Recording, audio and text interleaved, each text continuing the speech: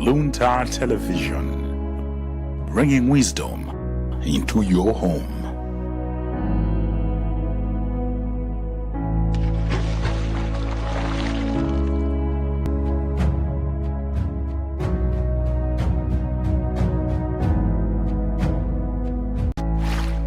Luntha Television, bringing wisdom into your home.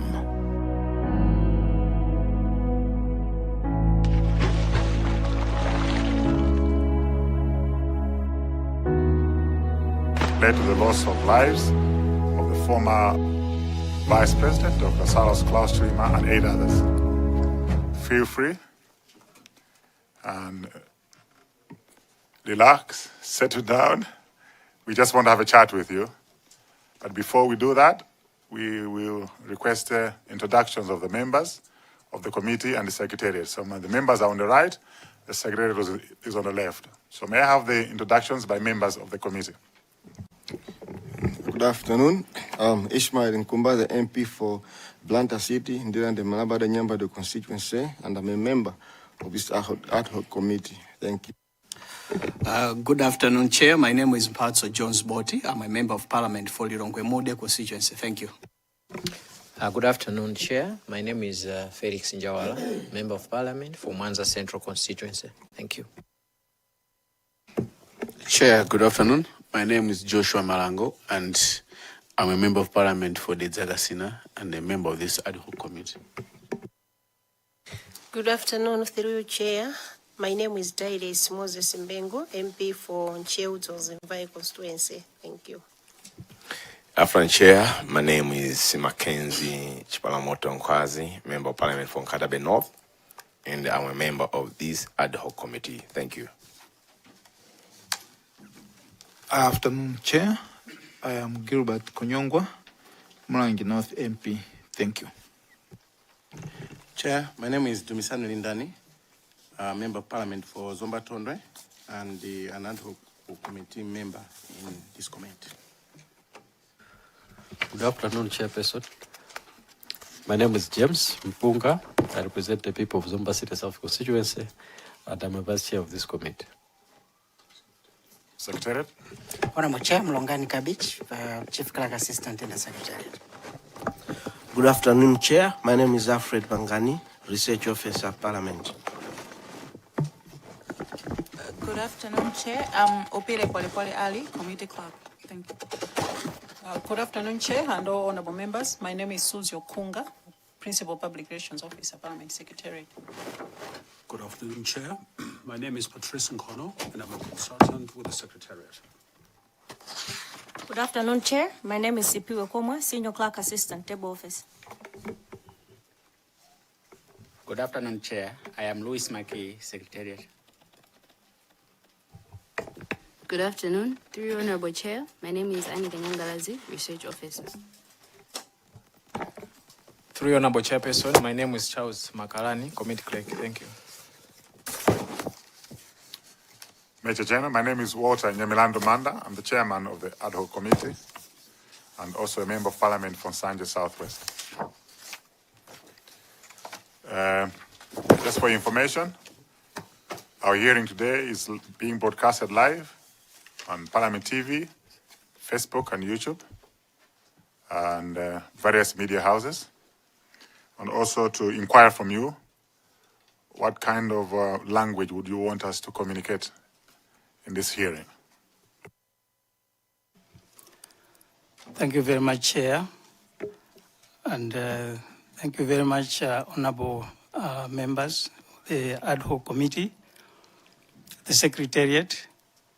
Honorable Chair, I think I'll be comfortable to use the 2 languages where necessary. Thank you, Chair. Much obliged. So we'll use both English and Chichewa interchangeably.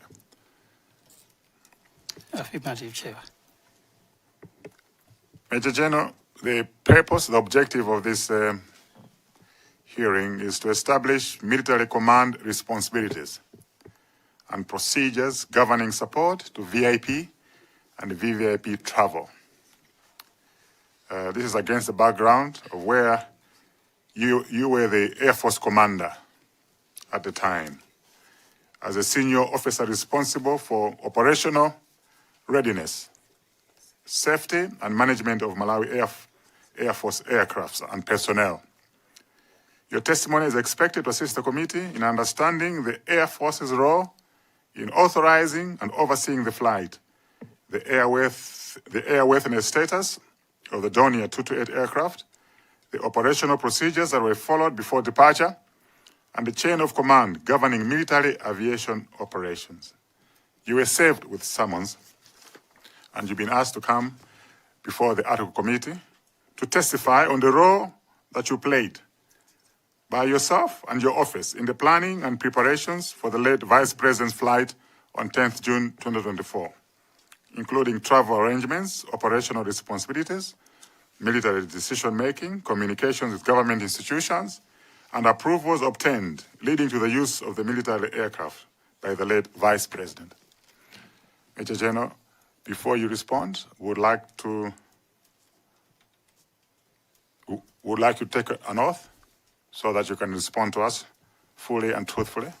May I request Secretariat to submit an oath?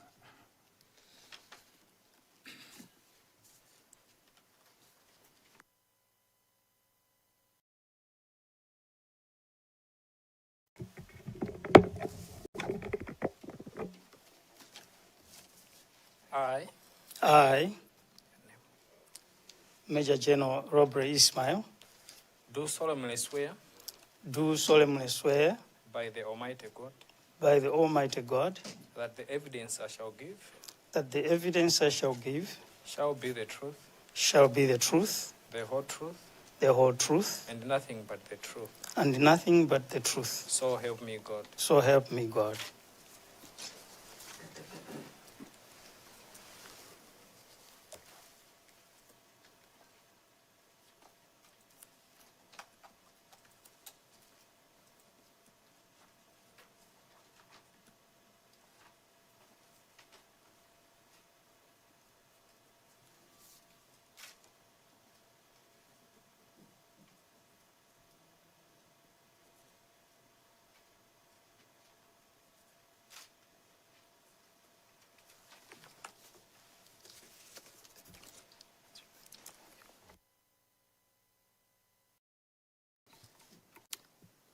Major General Robert Ismail, you are now free to respond in the manner you deem fit. We have received copies of your presentation.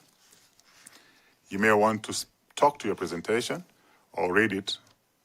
It is entirely up to you, but the floor is now yours.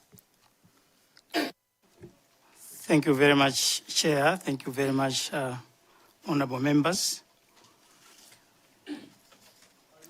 Yeah, I have been summoned to witness on the inquiry into the Chikangawa plane crash, and that I hereby appear before this committee to testify on the role played by myself and my office in the planning and preparation of the late Vice President's flight on 10th June 2024, including travel arrangements, operational responsibilities, military decision-making, communications with government institutions, and approvals obtained leading to the use of the military aircraft by the late Vice President.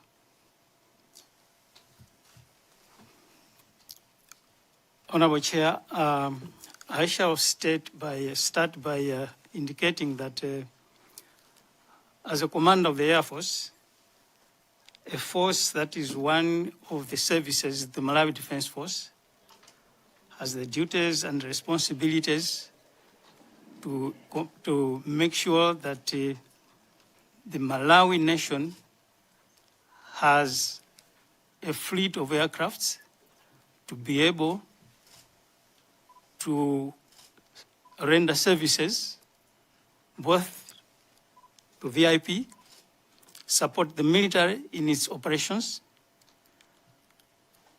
and even the nation in terms of disaster management, ambulance, in such cases as ambulance, casualty evacuations, and all other military operations like paratrooping, transportation of dignitaries, and even transportation of cargo to within Malawi and even outside Malawi. This, to be done, needs safety. We ensure that all that are using the aircraft are safe and that they are able to go anywhere they want, but under safety rules. As a service commander and all other services, we only operate under instructions, orders from the higher authorities, which is the Malawi Defense Force headquarters. So whatever we do is governed by rules, orders from the higher authorities. In that, I want to say that it is always through the office of the commander that goes to the commander of the Air Force or any service. Now, the services, like the Air Force, has two bases, with the headquarters, where the Air Force commander is, and the deputy, and its directors.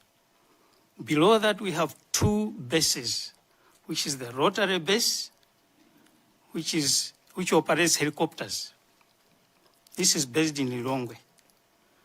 We have the fixed wing base, which is in Zomba. Its role is to operate fixed wing like the Donias. We have now the MA600s. All these are operated by personnel that are trained, qualified, and that they are always under training to make sure that they fly safely, and they go through intensive training both in Malawi and outside Malawi, especially in countries where these aircrafts were obtained from. For example, for Donia, they have to go for simulator training in Germany. For the rotary wing, they have to go for simulator training in Marigny, France. These are supposed to be done every year to ensure that all the crew are well trained, especially in emergency operations, solely emergency, because we cannot train on emergency operations on a real aircraft. So for this, we have to go for simulator training. Going to my testimony on the role played by me and my office in the planning and preparation for the late Vice President's flight on 10th June 2024, I will start by the background of the mission. This mission started with another mission which was conducted on 8th June 2024. This, I received a call from Professor Brigadier Dan Kuali, who called me to request the procedure for acquisition of an aircraft, because there is need for an aircraft to ferry the remains of former Attorney General Ralph Kasambara, SC, from Luntha to Mzuzu on 9th June 2024. So I told him about the procedure, that he has to call the joint headquarters, who would give us orders on how to go about this mission, because it was an ambulance mission. So for every mission, there's a requirement to configure the aircraft to the mission that we've been given. If it is ambulance, if it is paradropping, if it is VIP flight, we have to configure that aircraft to that mission. So the air transport order, this is a military order for the Air Force to conduct a flight operation given by the headquarters. That is, when headquarters has a mission, and we are told there is supposed to be a mission order. Now, this order is issued in writing for any type of mission, including VIP flights. Verbal or telephonic communication sometimes are given exceptionally in case of emergency, but that has to be followed by a written order as soon as possible, that is 2 days or 48 hours to the latest. This is a requirement that is contained in the Standard Operating Procedures, SOP page 19, paragraph 244. Everybody knows that if there is an emergency, he may communicate in whatever way. For example, military operations, ambulance. We say we will carry out that mission, but a written order must come within 2 days. So orders were given by phone through General Jafu to the Air Force to further the remains of late Kasambara from Luntha to Mzuzu on 9th June 2024. And the Air Force was to send estimates as soon as possible. So estimates were sent on the same day for a flight from Zomba to Chileka, Chileka to Mzuzu, and from Mzuzu back to Zomba with the family members. That was the initial mission request that we received. But that mission order was from headquarters was not yet issued. So we went ahead to prepare the aircrafts. In preparation of the aircraft, we make sure that every technician, a professional, takes his job to make sure that his part is well checked and confirmed that it is serviceable. That is avionics, instruments, electricals, engine and airframe.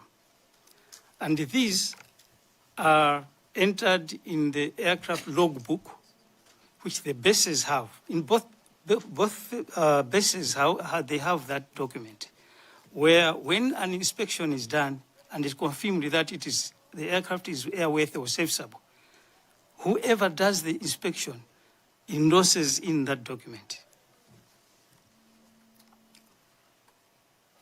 Now, the late Vice President's flight to Mzuzu on 10th June 2024.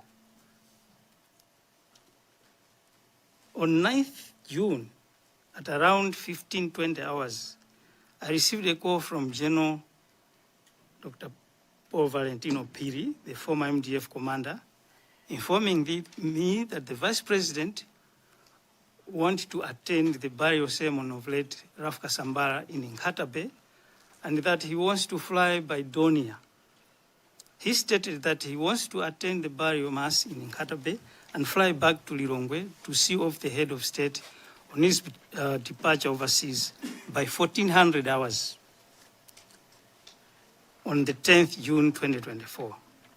This time, the Donia 228 Tango 03 08148 was already flying to Mzuzu on an ambulance flight mission hired by the family of late Raf Kasambara. So after receiving this flight order by phone, I called the deputy commander, who was also responsible for operations in the Air Force, based in Zomba, who communicated back to me that communication has been done to the crew in Mzuzu. The same time around 1700 hours, 9th June 2024. I also called the pilot in command, late Colonel Owen Sambalopa, who confirmed that they would take off from Mzuzu Airport at 0700 hours, 10th June 2024. Now, developments on 10th June 2024. At 7 o'clock in the morning, late Colonel Sambalopa communicated to me by phone that they are departing Mzuzu Airport with 3 crew, that is the pilot in command, and the technician, and they would refuel at Kamuzu International Airport before flying back to Mzuzu with the Vice President.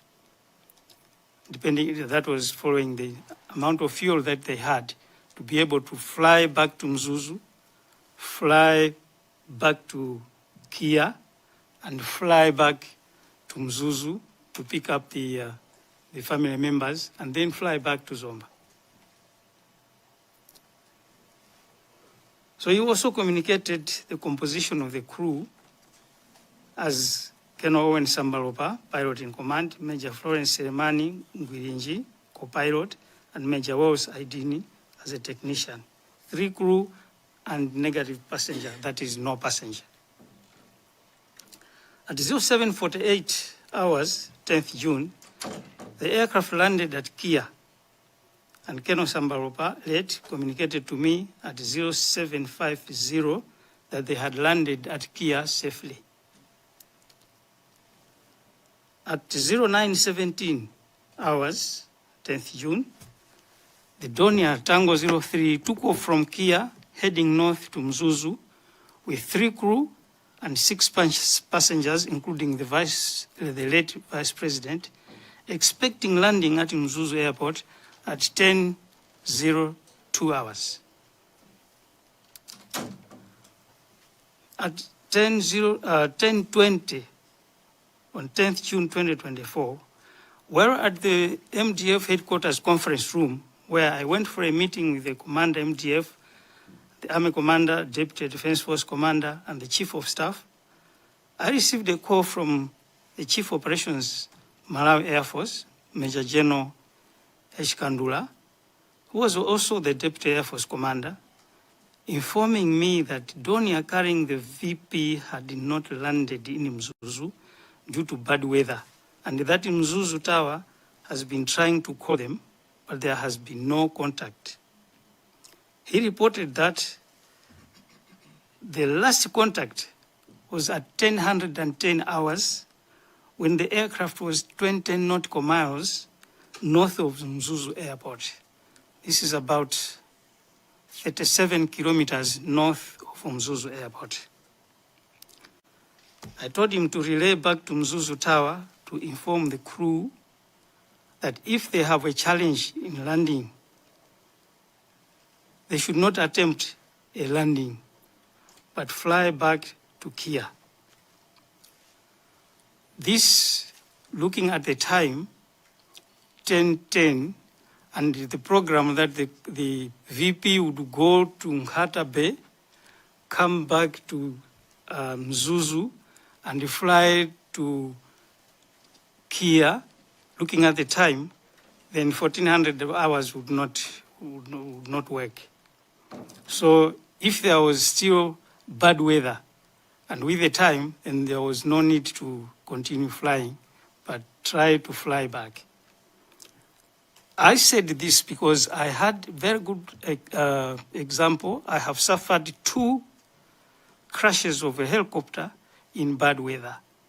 Although it is difficult to communicate to the crew, it is always necessary to make sure that you communicate and reason with the crew so that at least you come to an understanding that it is not necessary that we continue with the mission. These 2 missions were somehow related to VIP flights. Immediately after talking to him, I went back to the conference room and requested to see the MDF commander in the office, where I reported to him about the lost contact between Mzuzu Tower and the Donia aircraft. He recommended the same for the crew not to attempt a landing, but to fly back to Kia. Establishment of a search and rescue center at Lilongwe Air Base. At 1100 hours, I requested that I return to the base to establish a search and rescue center to start that operation. I reported the incident to the 2 base commanders who were already informed of the incident by the Chief Operations Officer. And I also called the Senior Staff Officer, Lieutenant Colonel Mapando, who already had the information from the air traffic controller in Mzuzu. Arriving at Lilongwe Air Base, an operation center was established, following up communications between traffic in the airspace with both Kia and Mzuzu and our Lilongwe Air Base control tower. So I was physically in the control tower, listening to all traffic that was flying around the airspace. Unfortunately, we couldn't get any contact. The only contact that we had with Kia was when the Ethiopian Airways was flying in the area, and the message was relayed by Kia control tower to that aircraft to check on the other frequencies if they could catch the frequency that the Dornier was operating on. Then I communicated to Zomba Air Base to organize a search and rescue team to drive to Chireka Airport and prepare one MA600 to fly to Lilongwe to marry up with Lilongwe Air Base technical team to join in the search at Chikangawa. As military service commanders receive orders from higher command and execute those orders, service commanders do not communicate outside the defense force except on approvals from the commander, if there is need to. In cases of ambulance and this particular flight, as no written orders from MDF headquarters were issued yet, this was due to the urgency of the mission. The order for use of the aircraft by the late Vice President was taken as an order from higher command, awaiting written orders, since the aircraft was already in Mzuzu. An operational order, number 31-2024, was issued the same day, on 10th June 2024, for the base to conduct the mission, and that is on Annex 2. Estimates were sent to MDF headquarters for funding of the mission, that is to be able to cater for fuel. Communication to neighboring Air Force commanders. I informed the MDF commander of my intention to contact Zambia Air Force commander, to seek for support. He gave me a go-ahead, and at 15:53 hours on 10th June 2024, I called Zambia Air Force Commander Lieutenant General Nyoni to inform him of this incident, and he requested support from his Air Force for a search and rescue, plus an ambulance to assist in the operation. This was in accordance with the SADC Standing Aviation Committee agreement that we had, that was agreed between SADC Air Chiefs or Air Force commanders to communicate and support neighboring countries in times of disaster. This was agreed in a 21st SADC Standing Aviation Committee SAC that was held in Cape Town, South Africa, 27th, 28th February 2024. General Nyoni promised to prepare for the support, and that 2 helicopters would leave the next morning since it was already late, and that diplomatic channels would follow later. That is what we agreed. That is a screenshot, of course, between General Nyoni and myself on Annex 4. The search and rescue team from Zomba. At around 17:45 hours on 10th June, the team from Zomba Air Base, led by Major General Kandula, arrived at Kia by MA600 aircraft. They were taken to Lilongwe Air Base for a briefing before leaving for Chikangawa.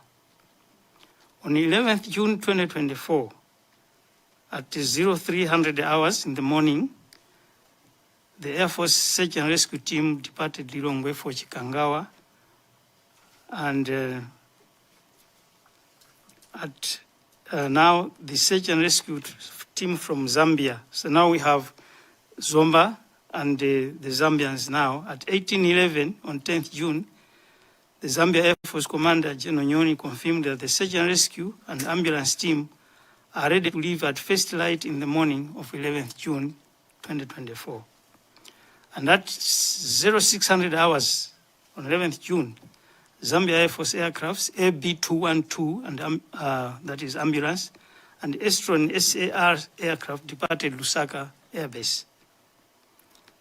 At 12:10, was communicated to me by Major General Kanda that Donia Tango 03 had been located close to the Elephant Rock at Ntungwa in Chikangawa Forest.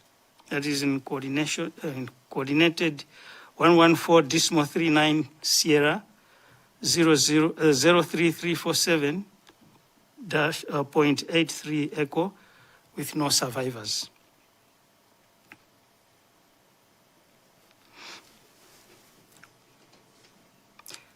At 0827 hours, General Nyoni communicated that the 2 helicopters at Chipata refueling ready to arrive around 12 o'clock.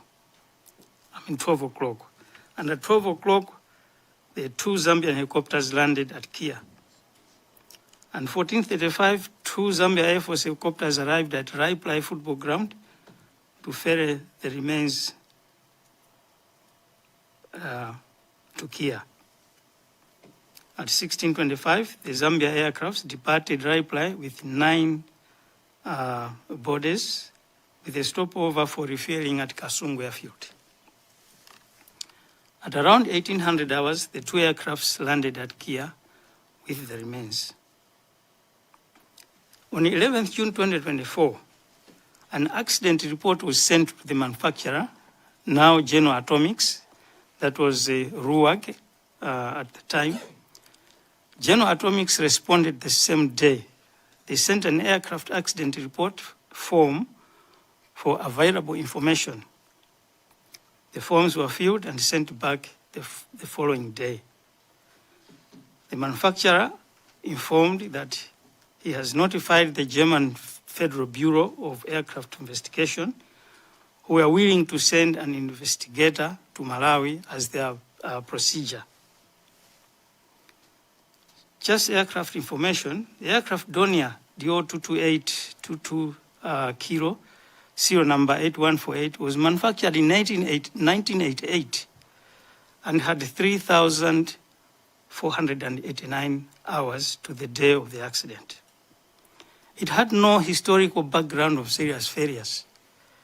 Actually, this aircraft was airworthy, and it had its calendar inspection on March 2024. The next inspection was due in July 2024. For many years, this aircraft had been flying without an operating emergency locator transmitter, the Echo Lima Tango ELT, due to obsolete battery pack.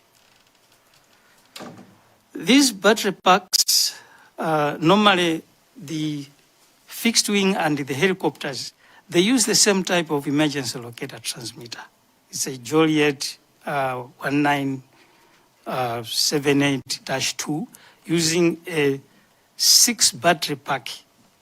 Now these batteries had a potential of 3 years, and every 3 years were supposed to be changed. It was a problem for countries like Malawi, who relied on support from government, and at times it was very difficult to get support. So there were requests of change to another type of frequency, another type of ELT. This coincided with a service bulletin that was issued by Donia almost the same time. This bulletin changed this type of transmitter to a new type with a longer battery pack life limit and uses a different operating frequency, as the former had 3 years of life limit.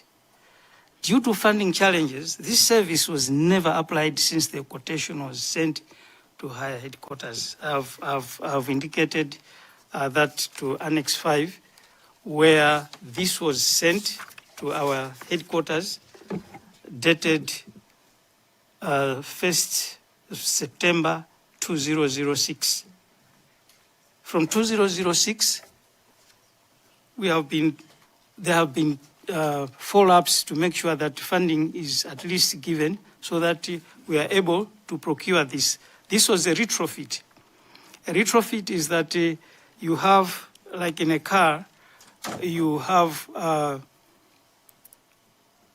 equipments like a cruise speed or whatever, and you want to add something else to upgrade the cruise speed, that would need rewiring of the whole car, in this case, the rewiring of the whole Dornier aircraft. And that needed that aircraft to go to Germany because it was also due for a major, let me call it major, yes, inspection, where they were supposed to do deeper maintenance. So with lack of that, and the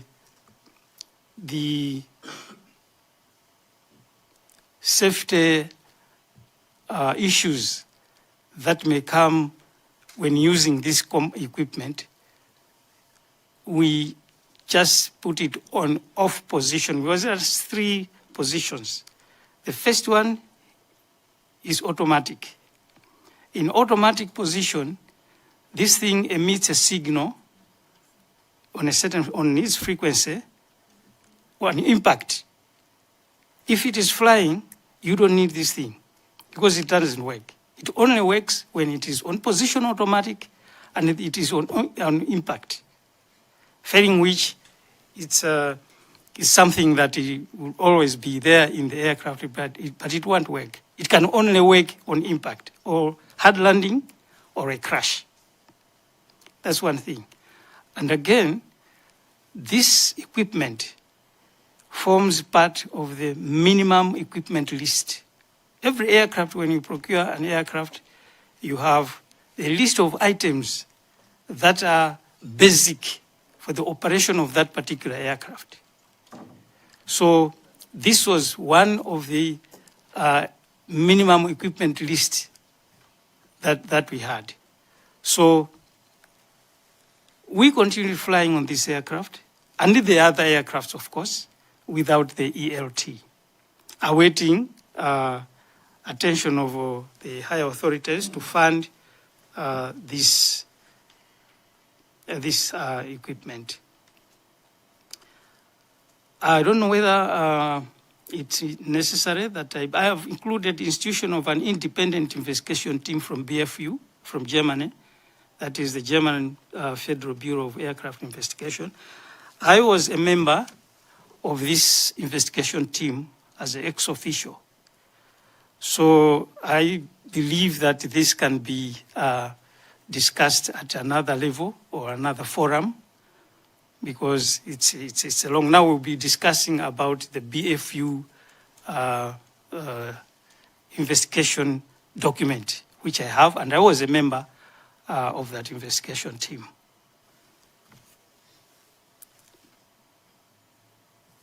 So I'll skip the BFU report and whatever. And allow me, Chair, to come to a conclusion.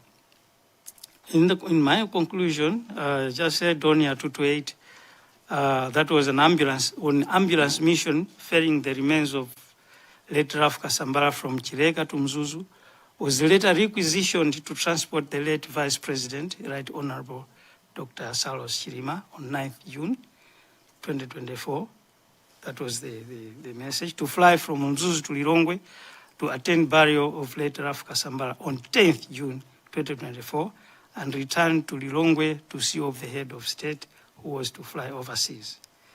The aircraft left Kamuzu International Airport with 3 crew, the late Vice President, and 5 other passengers. The ATC lost control with the aircraft until it was discovered that it crashed at Ntungwa around Chikangawa forest the following day with no survivors. The remains were flown by Zambian ambulance helicopter to Lilongwe, submitted for their inquiry's consideration. Thank you, Chair. Thank you, honorable members. Thank you, Major Cheno Ismail, for your presentation, your explanation, your testimony that has been made available to us. We'll open the floor to members to ask any questions. Luntha Malabada. Thank you very much, Chair and Major General Robert Ishmael, for quite an elaborate presentation. I have two questions, Honorable Chair. Number one, what information were you provided with the three-member crew that had returned from Zuzu and landed at Kia to pick up the late Vice President and others? Second question, Honorable Chair, it's become apparent and clear that the MDF and MAF were very aware that the aircrafts, specifically the Donia, did not contain a black box as well as the ELT. It was not functioning. Was the Office of the President and the Office of the Vice President made aware of this condition of the Donia? Thank you.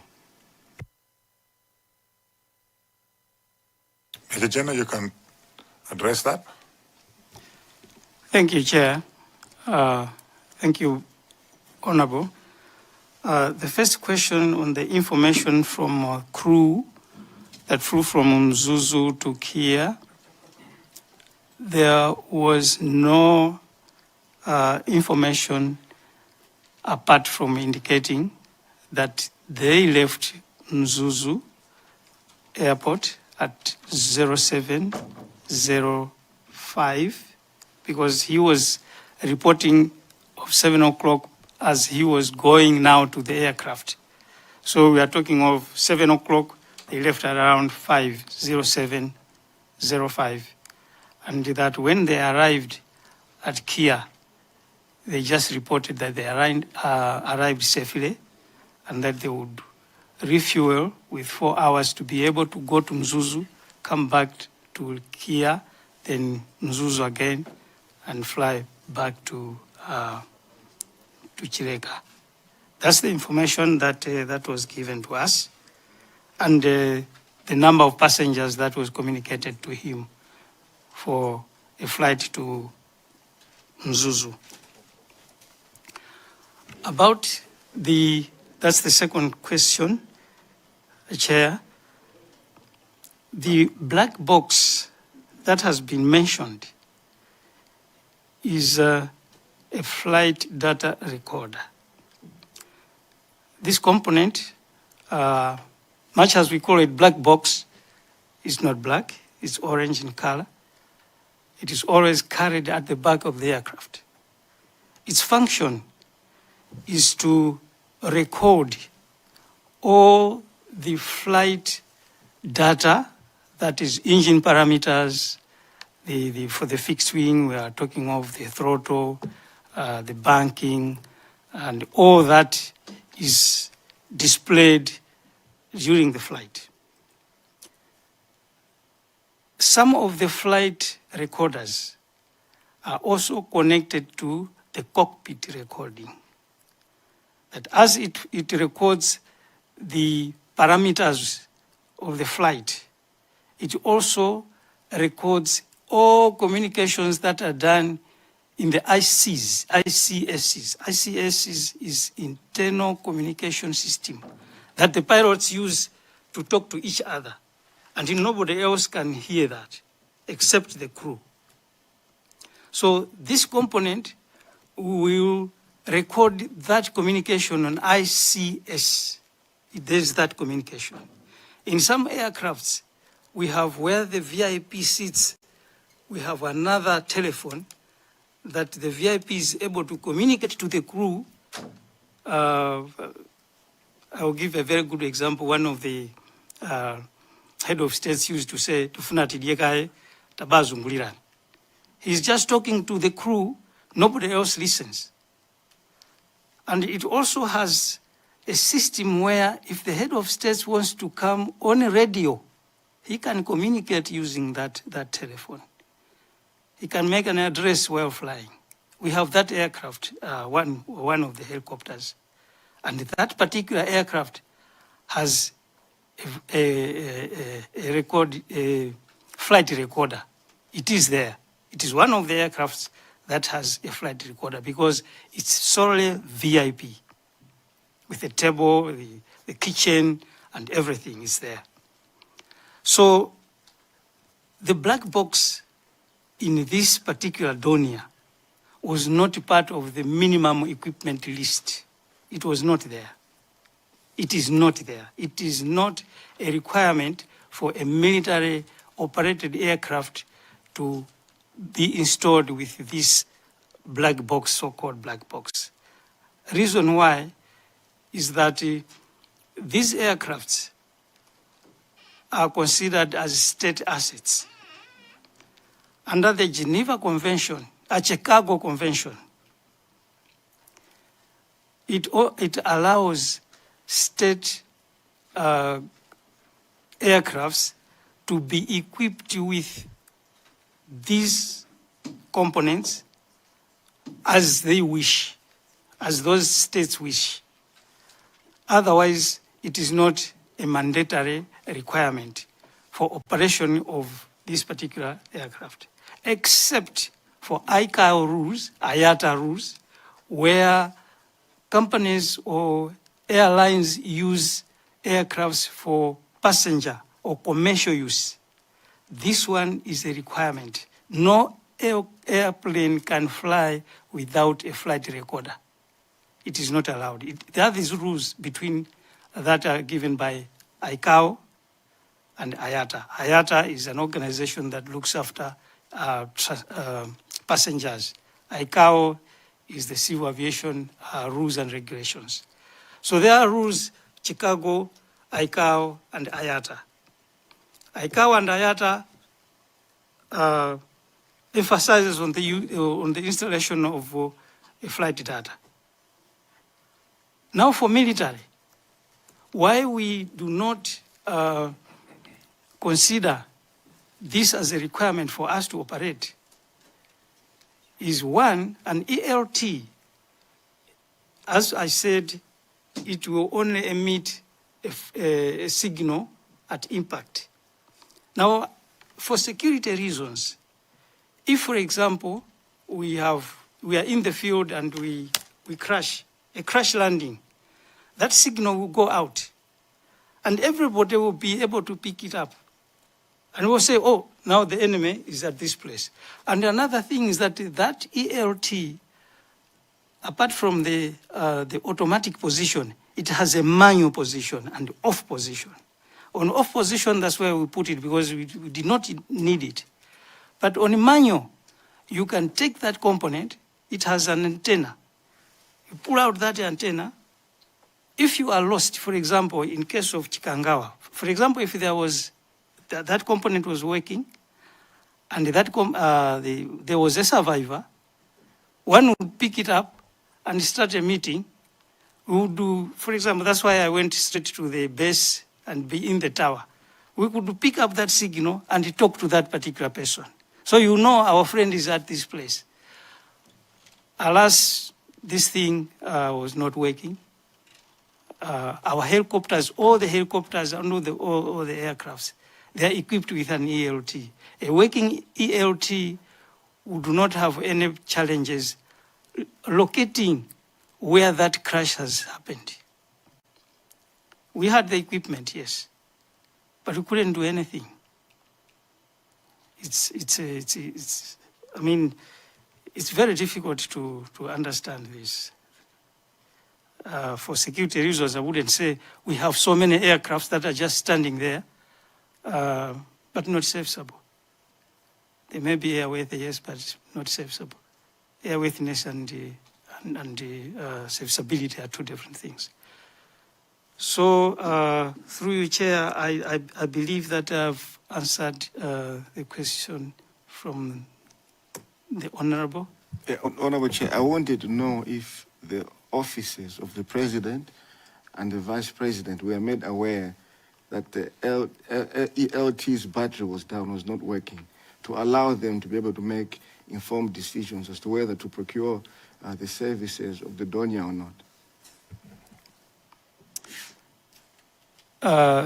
Thank you, Chair, through you, Honorable. Thank you for that question. As I said that this was in 2006 that this quotation was submitted. Normally, our belief is that the headquarters, our headquarters, is always in contact with the Ministry of Defense, the Ministry of Finance, Treasury, because they are the ones that give the money. So all these quotations normally, because they also need Forex. So we believe that these are not the only requirements that we submitted for support. Servicing of these aircrafts have been there for years. We've been crying for servicing of these aircrafts. I would request through you, Chair, we have in Parliament a Defense and Security Committee, right? A Committee of Defense and Security. I last saw them when I was a major in the Air Force coming to see the aircrafts. And the other time that we met in the Defense headquarters, I was trying to explain the need to have a helicopter. We were the first ones when there was flooding in Mozambique in 2000. Malawi was on the map. We were the first ones to arrive there with those aircrafts that are grounded for so long, for more than 10 years. We've been everywhere, but now we are seeking assistance from other people. We understand, yes, that we have challenges in Forex or whatever, but I don't know what to say, but it is important to take this as a requirement for the nation. It's a requirement for the nation. I also gave another example. This I was talking when even the SPC was around. I said, imagine that the head of state is sick and we have to take him to hospital. So we go out with our Silence ambulance and whatever. The head of state? No. This was just to highlight a point, the need to have these aircrafts. Ambulance. You cannot do anything without ambulance. But here we are. So the office of the VP, the office, in fact, the VP came, the late VP came to our base. I was base commander at that time. We gave him all the requirements. And what he said was, why don't you sell out all these aircrafts and buy new ones? So a bright idea, yes. But if you are failing to service your car, can you start budgeting for buying another car, a new one?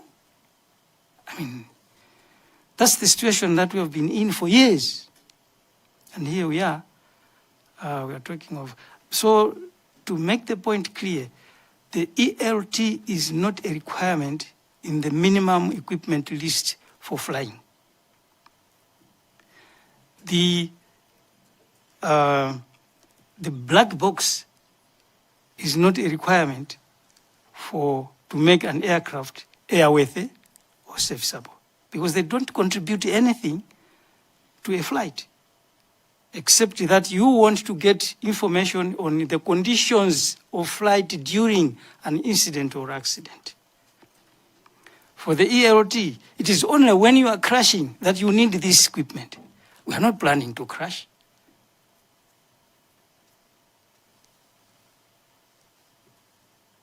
Through you, Chair, I think...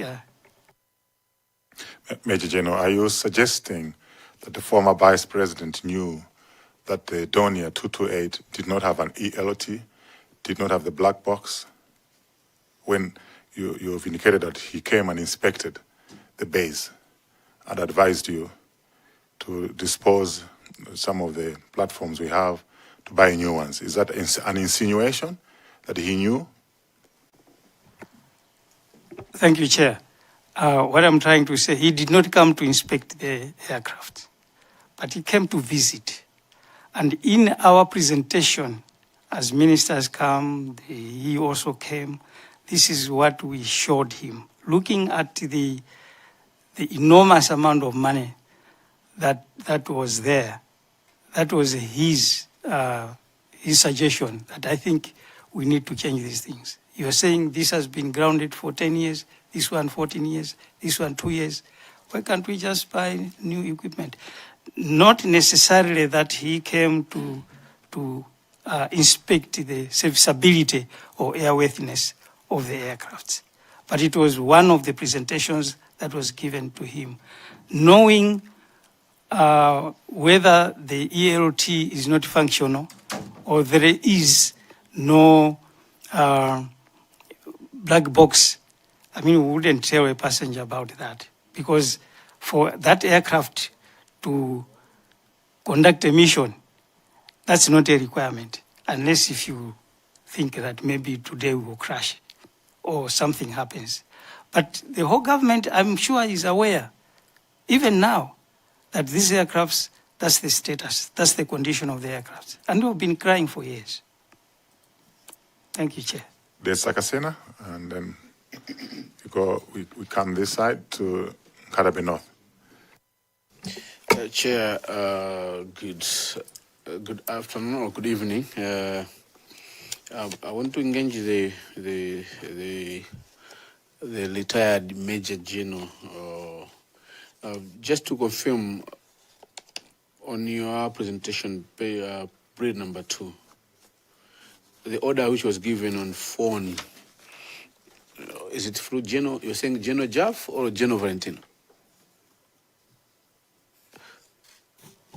Thank you, Honorable. For the ambulance, it was General Jaff. It was General Jaff. All right. You had indicated that you had a phone call with a pilot in command around 1700 hours on June 2024. You called the pilot in command, late Colonel Owen Sambalopa, who had confirmed they will take off Zuzu Airport at 7 hours on 10th. Do you remember as to what time did you spoke to General Sambalopa on this day? And in that kind of conversation, when you're telling him the orders on the next day, did he indicate of any weather situation in Zuzu prior to 10th June, when he was talking to him in the evening of 9th June? Thank you very much, Honorable. When I talked to him on 9th, when they landed at Mzuzu, he told me that the flight to Mzuzu was not, the weather en route to Mzuzu was not clear. It was cloudy. So, and then, thank you. On your page 3 of your presentation, at 7:48, 10 June 2024, aircraft landed at Kia. Colonel Sambalopa communicated to me, that's to you, 7:50 hours that they had landed at Kia. Prior to, on the 9th, he told you that when they're landing in Zuzu, the weather was not clear. When he landed at Kia, did you ask him or him tell you about the weather when he was coming that morning hours from Zuzu to Kia? Did he say anything, or did you ask him, having that you had in mind on the situation of the previous day? Thank you, Honorable. Through you, Chair. When he communicated to me after landing at Kia, he indicated that Mzuzu, that morning when they were leaving, it was cloudy, yes, but at least with some octas at certain levels. Octas is the Charlie Bravo, the rain cloud anyway. Now, I am a flight engineer as well. I know Mzuzu. What he said is Mzuzu, as usual, is cloudy. En route to Kia, in between, the clouds are building up. That's what he told me. We have clouds, yes, but knowing very well that I am talking to a very qualified pilot in command, and we have always flown to Mzuzu and back, we knew where to go. In most cases, if you look at the BFU report on the radar, you see that when they were going to Mzuzu, they used the lake. That's normally where we go, because it is always clear along the lake. Now, what happens is when we fly there, we arrive close to Mzuzu. We always focus on Ikwendeni. Is that called Ikwendeni? Then from there, you see an opening, and the road is our road mark. We look at the road, and now we know that once I take this road, I will arrive north of Mzuzu Airport. So Mzuzu, in months like this one, it's never clear. It's never clear. There's always cloud at certain levels. Thank you so much. I'm glad that you have, in your response, you have referred to BFU reports, because that's where I was going. The BFU report, which you have referred to, it says, it had mentioned that the flight was flying at a certain point, the Donia was flying low, as low as 7,000 miles, is it? Instead of going up to 9,000 above, maybe to have a clear view.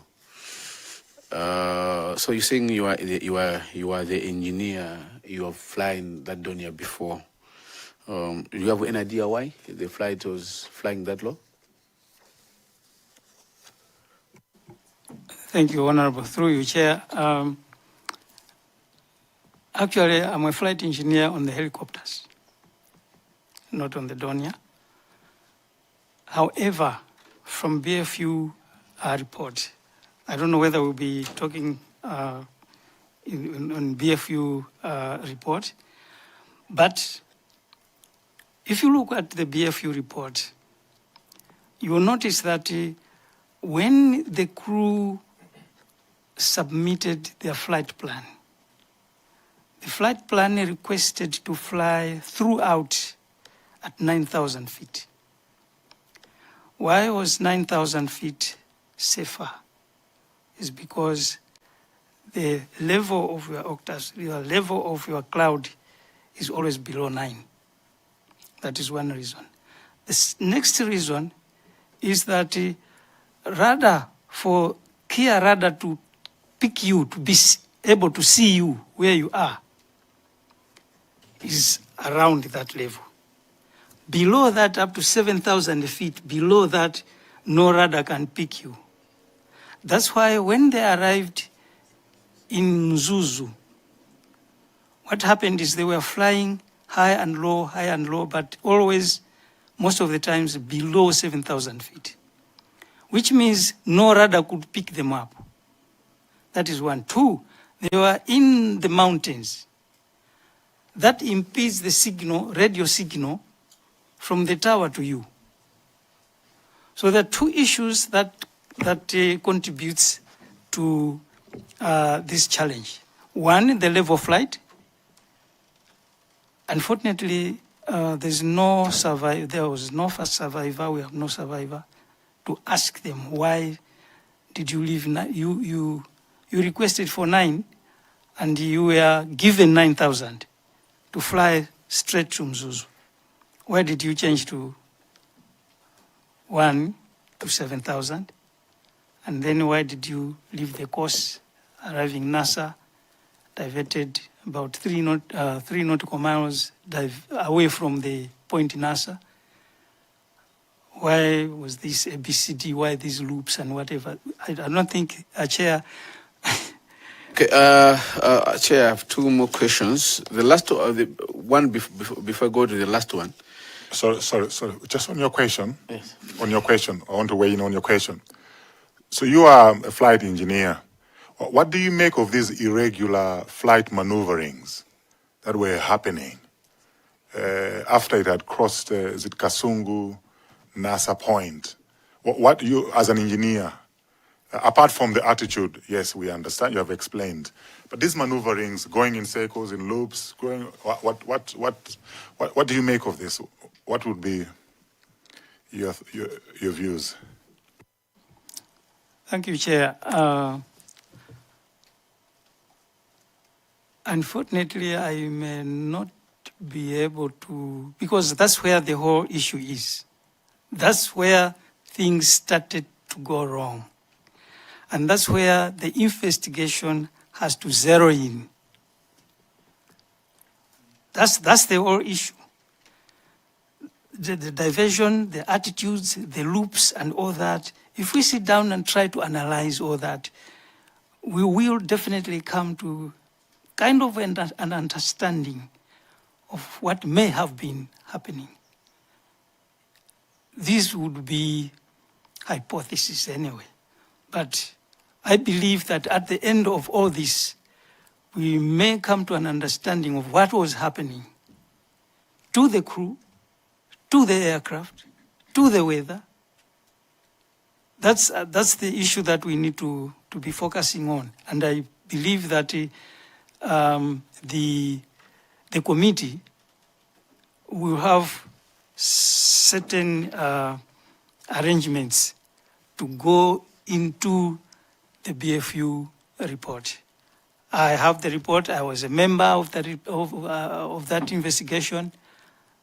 I may have my own understanding, but I don't know whether it will be necessary to discuss that at this point. Thank you. So I give back the floor to the Zakasina to wind up. If anybody has a follow-up questions, let's ask those after the Zakasina has exhausted these questions. Thank you so much, Chair. Page 5 of your presentation, 11 June 2024. You were saying at 300 hours, the Air Force Search and Rescue Team departed Lilongwe for Chikangawa. I want to understand, this 300 hours, is it 3 a.m. of 11? So the search, you went there at 3 a.m. What was happening before that? They landed at Kia last night around 6. Now, these are people who are flying from Zomba to arrive at Kia. We had to go pick them up. We had to have our own briefing because in the military, we always work on orders and briefings. You are here in Lilongwe. Yes, they would ask, why are we here? What's our mission? So they came to the base now. We had a briefing looking at what has transpired so far. We are looking at the 20 nautical miles, 37 kilometers north of Mzuzu, to understand exactly. Because at one point you would see that people are concentrating in Chikangawa. Why Chikangawa and not 37 kilometers north of Mzuzu? It's because there was communication that one of the towers had picked a signal of a cell phone. Now that's the point when we said, 37 north is not this south, Chikangawa is south. So we had to turn to Chikangawa now and start. All that information was supposed to be given to these guys who are coming from Zomba to marry up with the crew, technicians and engineers from Lilongwe, and to drive now to. So we had to find fuel for that. Where would they go? It's called in Chikangawa, Akagonakuti. So we had to source a place where to go, transport, fuel, and even food, because we knew that would take time. Now, to do all that logistics, it took us some time, and the only time to leave was 3 a.m. I want to take you, Chair. The last where I'm concentrating my question is Annex 5. You have submitted Annex 5. Are you there?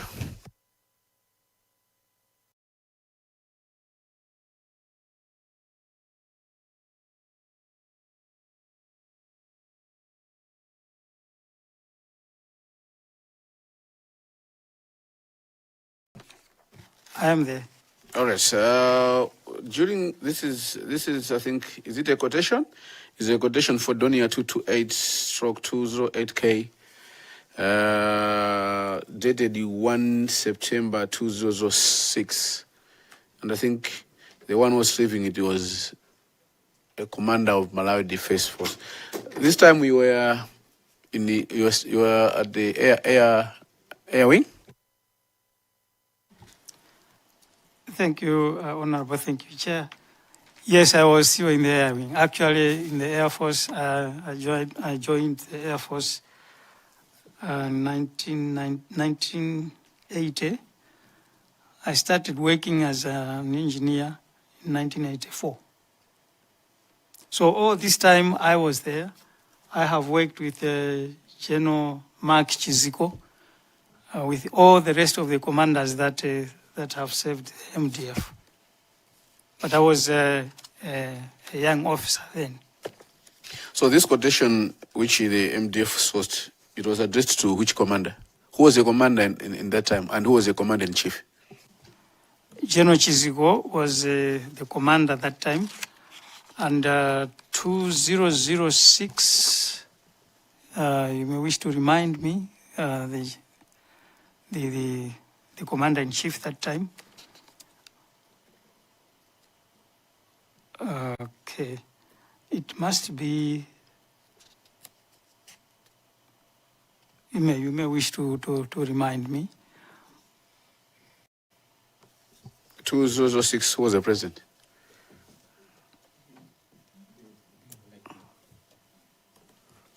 Was it the late Bingo Mtalika? 2006, probably, yes. And who was the commanding officer at the air wing? It's General Mtende.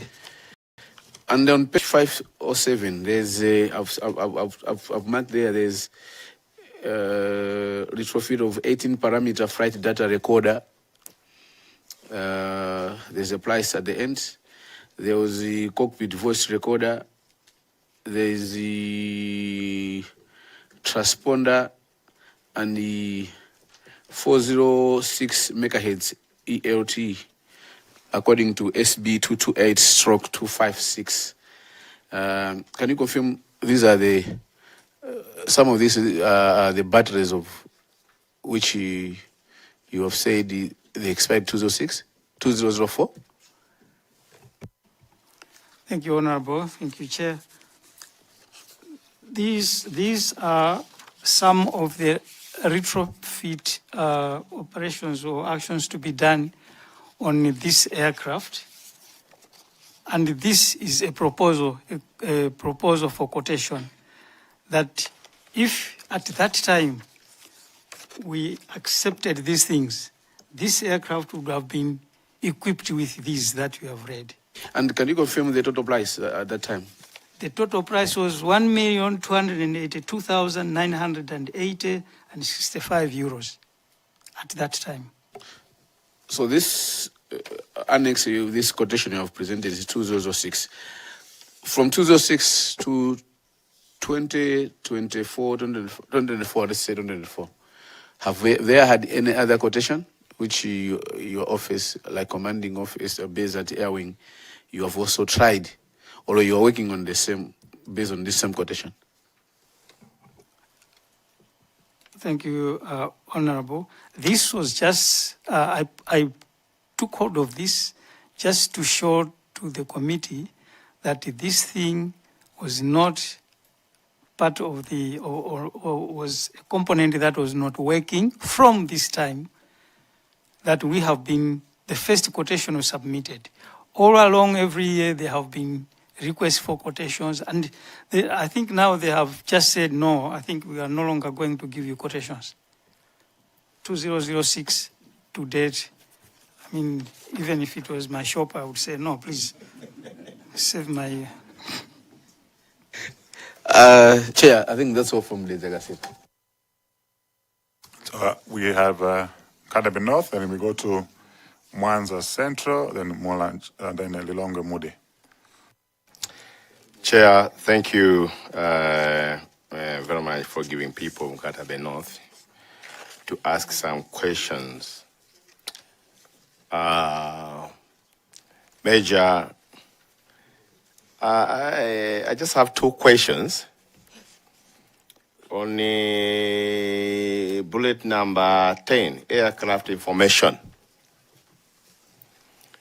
You said it had no known historical background of serious failure. Are you there? On your representation. So my question comes, can you provide the logbook of the said Donia, the logbook that shows maintenance progress, maintenance report of the logbook? Is it there or not? Secondly, I was coming to as an engineer, aircraft engineer.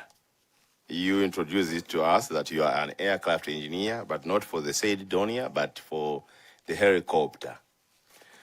On the list of Annex 5, I see there's a lot of things which is needed here, which was supposed to be bought and fixed in the airplane. And then the same airplane is calling VVIP. So as an engineer, were you on the position to allow VVIP to board this plane?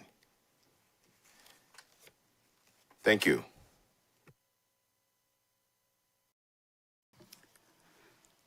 Thank you, Honorable. Thank you, Chair.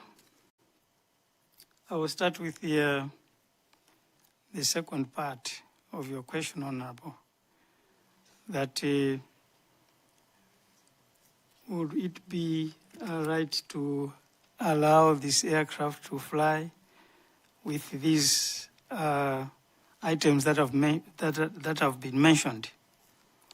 I would say that if you look at page 5 of 7 on top,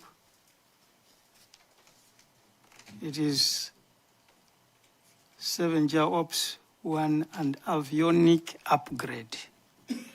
This was an upgrade that we are talking about. With the example that I gave you, if your car, for example, you want your car to have cruise system, to be able to just push something and then your car goes. That's an upgrade. Upgrade from a certain level to another level. It doesn't mean that these were on a minimum requirement list. I emphasize minimum requirement list. Minimum requirement list are items that are required on the aircraft that would allow you to be able to fly. But upgrades, automatic pilot, if you want your aircraft to have automatic pilot, you want it to have a voice recorder, you want to have that is what they are proposing, that we have this on the market. We can do this for you.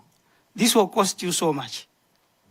It was up to us to say, please come and do this job, or not. So lack of these could not stop an aircraft from flying, because the minimum equipment list determines the airworthiness of the aircraft. If you are to determine, I'm also quality control, I'm inspector. If we are to qualify an aircraft for airworthiness, we take the minimum equipment list and compare with what we have, and also the maintenance that is being done. So airworthiness goes. This was to be an upgrade of existing systems on the minimum equipment list. On the first question, the logbooks. The books that are normally that are used on the aircraft, we have the flight logbook and we have the technical logbook. The technical logbook is always available at the base. We can always make it available because it is a very important document that you may wish to see as well, that at this particular day, engine oil was checked, it was okay, hydraulics, and all those. They are ticked and signed by the inspector. So that document is available at Zomba Air Base. in the technical department. I believe that those that will be coming here will bring that and will make sure that they bring that document, the technical logbook. As for the aircraft flying logbook, that one is always in the aircraft. It was destroyed with other documents that are supposed to be in the aircraft. So I believe we have a session with the base commander soon after engaging General. We will pursue this question further with the base commander when he comes on the technical logbook. Thank you. We move on to the next one, Mwanza Central. Thank you very much, Chair. Some of the issues that I wanted to seek clarification from Major General have already been asked. I think the issue of whether the pilots communicated that they could not fly because weather was bad. I think that has already been done. But my interest now, Chair, is on what he said in passing, the issue of the BFU report. Can I suggest, Chair, that we invite Major General Ishmael specifically to look at the BFU report, a session just to look at the report, because when you asked about the routes and the descending, ascending, he said that's something that we need to look at. Probably that's where we can establish something. I think it is important that we have a session with Major General Ishmael on the BFU report, since he was also part of the consultants, in that team. Thank you, Chair. Thank you. We are moving on to phase 2 after phase 1. Phase 1 of evidence gathering is pre-flight, planning and authorization. Phase 2 is the actual flight itself. So we'll call upon suitable witnesses to come and testify. I have no doubt that the General Ismail will also be called, since he's an engineer. He can also help us answer some of the questions. So just to assure you that that will be considered by the Secretariat and the members as well. Lilonge Moody, and then we come to Chair. Okay. Thank you so much, Honorable Chairperson. I have 4 quick questions that will require a quick answer. So I request the Chair if I could engage the Major General so that I ask and then he responds immediately. And then I move to the next question. Major General, you said you could communicate in English and Chichewa, so I will choose to ask you in Chichewa. If you can respond in English, that's all right. And some of the questions I'll ask you in English as well. Major General Ishmael, ndimafuna ndimvetse nkhani ya ELT. Mukoza kuvomerezana nane nditanena kuti ELT imeneyi ndiyofanana ukhala ngati airbag ya galimoto. Yoti magalimoto ena amakhala ndi airbag, ena amakhala opanda airbag. Zikhoza kukhala ngati zofanana choncho? Funso langa loyamba ndiwene. Thank you, Honorable. Thank you, Chair. Sizingafanani. Okay. Sizingafanani in a sense that ELT will not affect the operation of the aircraft. Pepani, banyi mwange mujizewa. Fukafuso labda mujizewa. Nde munati muyankula mafuso watu mujizungu ndi mujizewa. Nde muna mwaku pempani. Mutatamba sula nkhani yo mujizewa.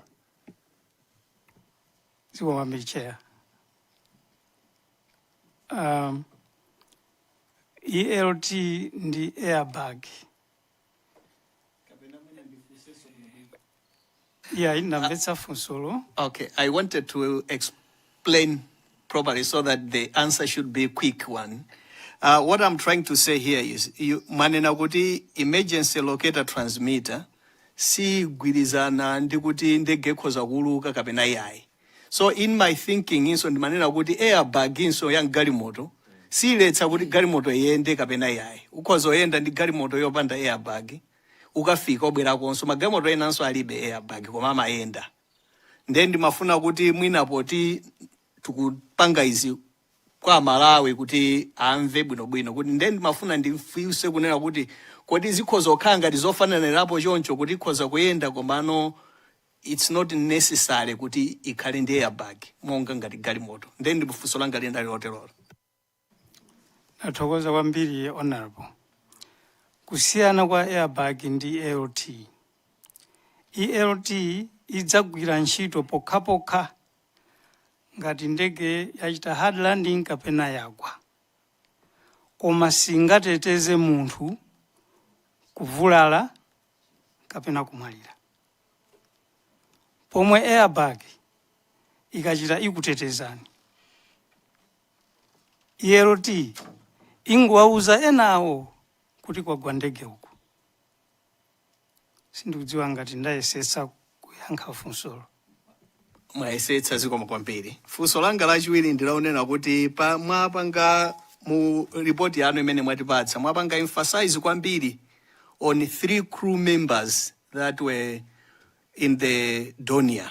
Manena kuti anauluka ndi 3 crew members. Panali funso lina wina atabwera witness uzatipatsira umboni kunena kuti ukhangati zimamveka kuti ukhangati auti padaliso munthu wina mndegemu amene adakatseka chitseko cha ndege. Then mafuna ndimve poti inuyo mwagwira ntchito pa ndege nthawi yayitali. Kodi nzotheka kunena kuti pabwere munthu wina mu ndege kukhala kuti wakwera nawo ndege ija kapena wabwera nkudzatseka chitseko cha ndege nkumanyamuka zimachitika kapena zikhoza kutheka? Nathokoza kwambiri honorable. Through you chair. Ndizosatheka. Zimene zimachitika kawiri pa 3 po pilot ndi pilot in command. Kawiri timamutchula pilot in command as pilot flying. Winayu ko pilot amakhala pilot non-flying PNF. Ndipo makhala timayikamo technician when we know that ndege isikabwerera lero ikagona konko. There must be somebody woti akapange prepare ndegeyo after flight and before the first flight. Amene uja amakhala mndege muja. Ntchito yake ndikuonesesa kuti ndege ija ma engines achita start.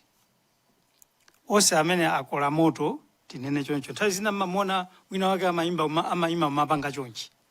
Amene uja amakhala technician wakuti ali mundege muja akatha ma chocks zijatimaika kutsogolo kwa matayala a ndege.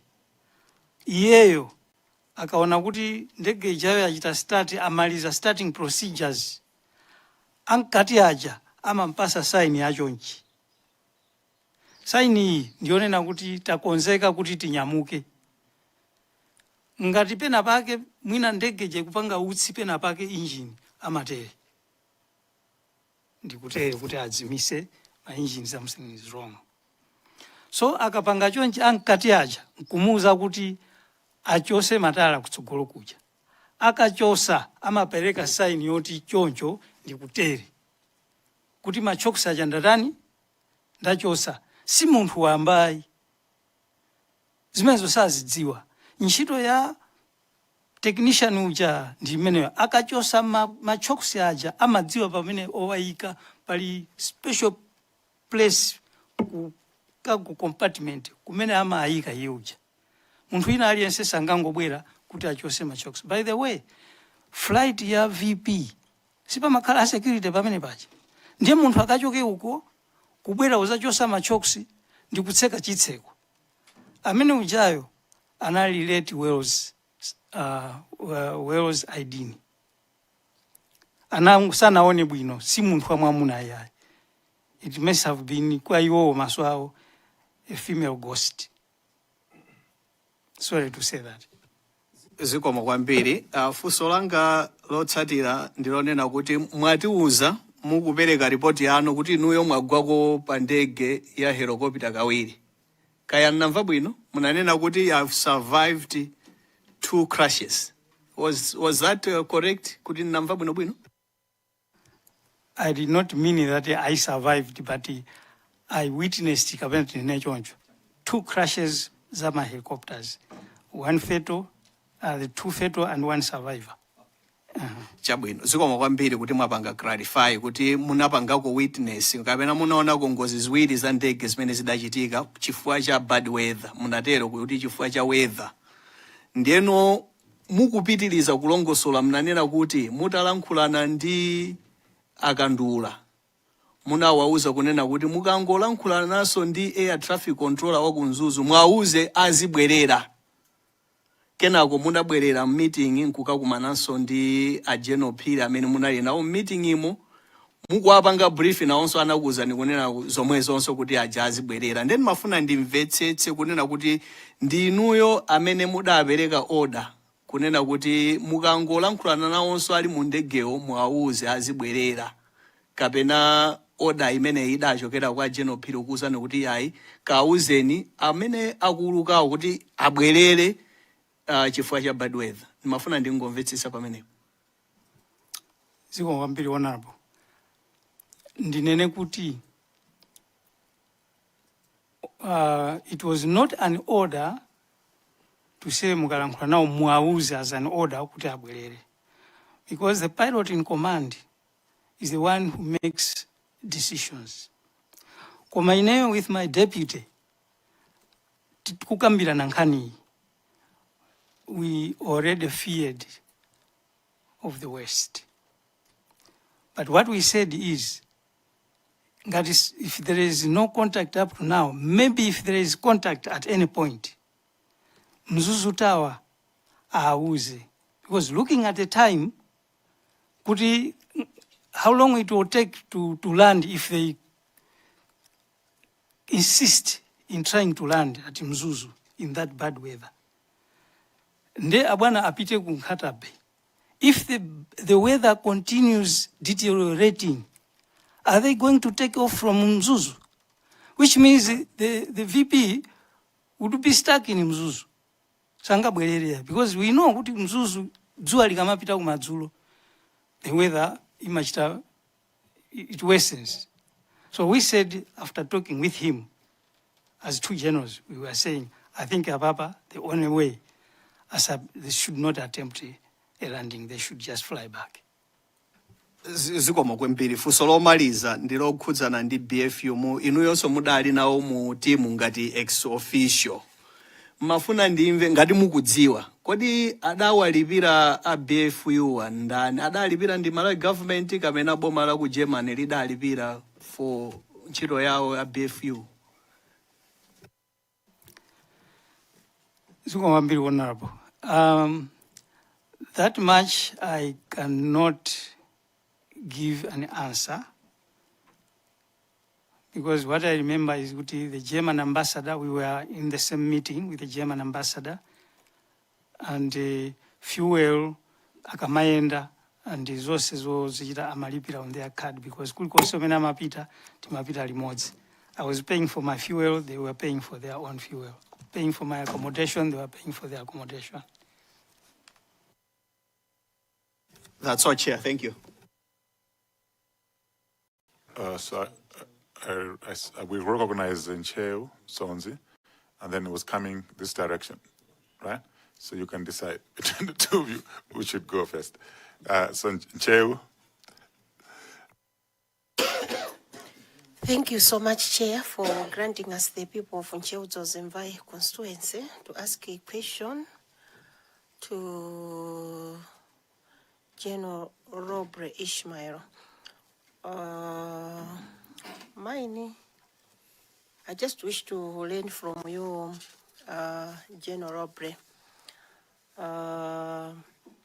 What are the respective responsibilities of Air Force Commander, Base Commander, and MDF headquarters in such operations?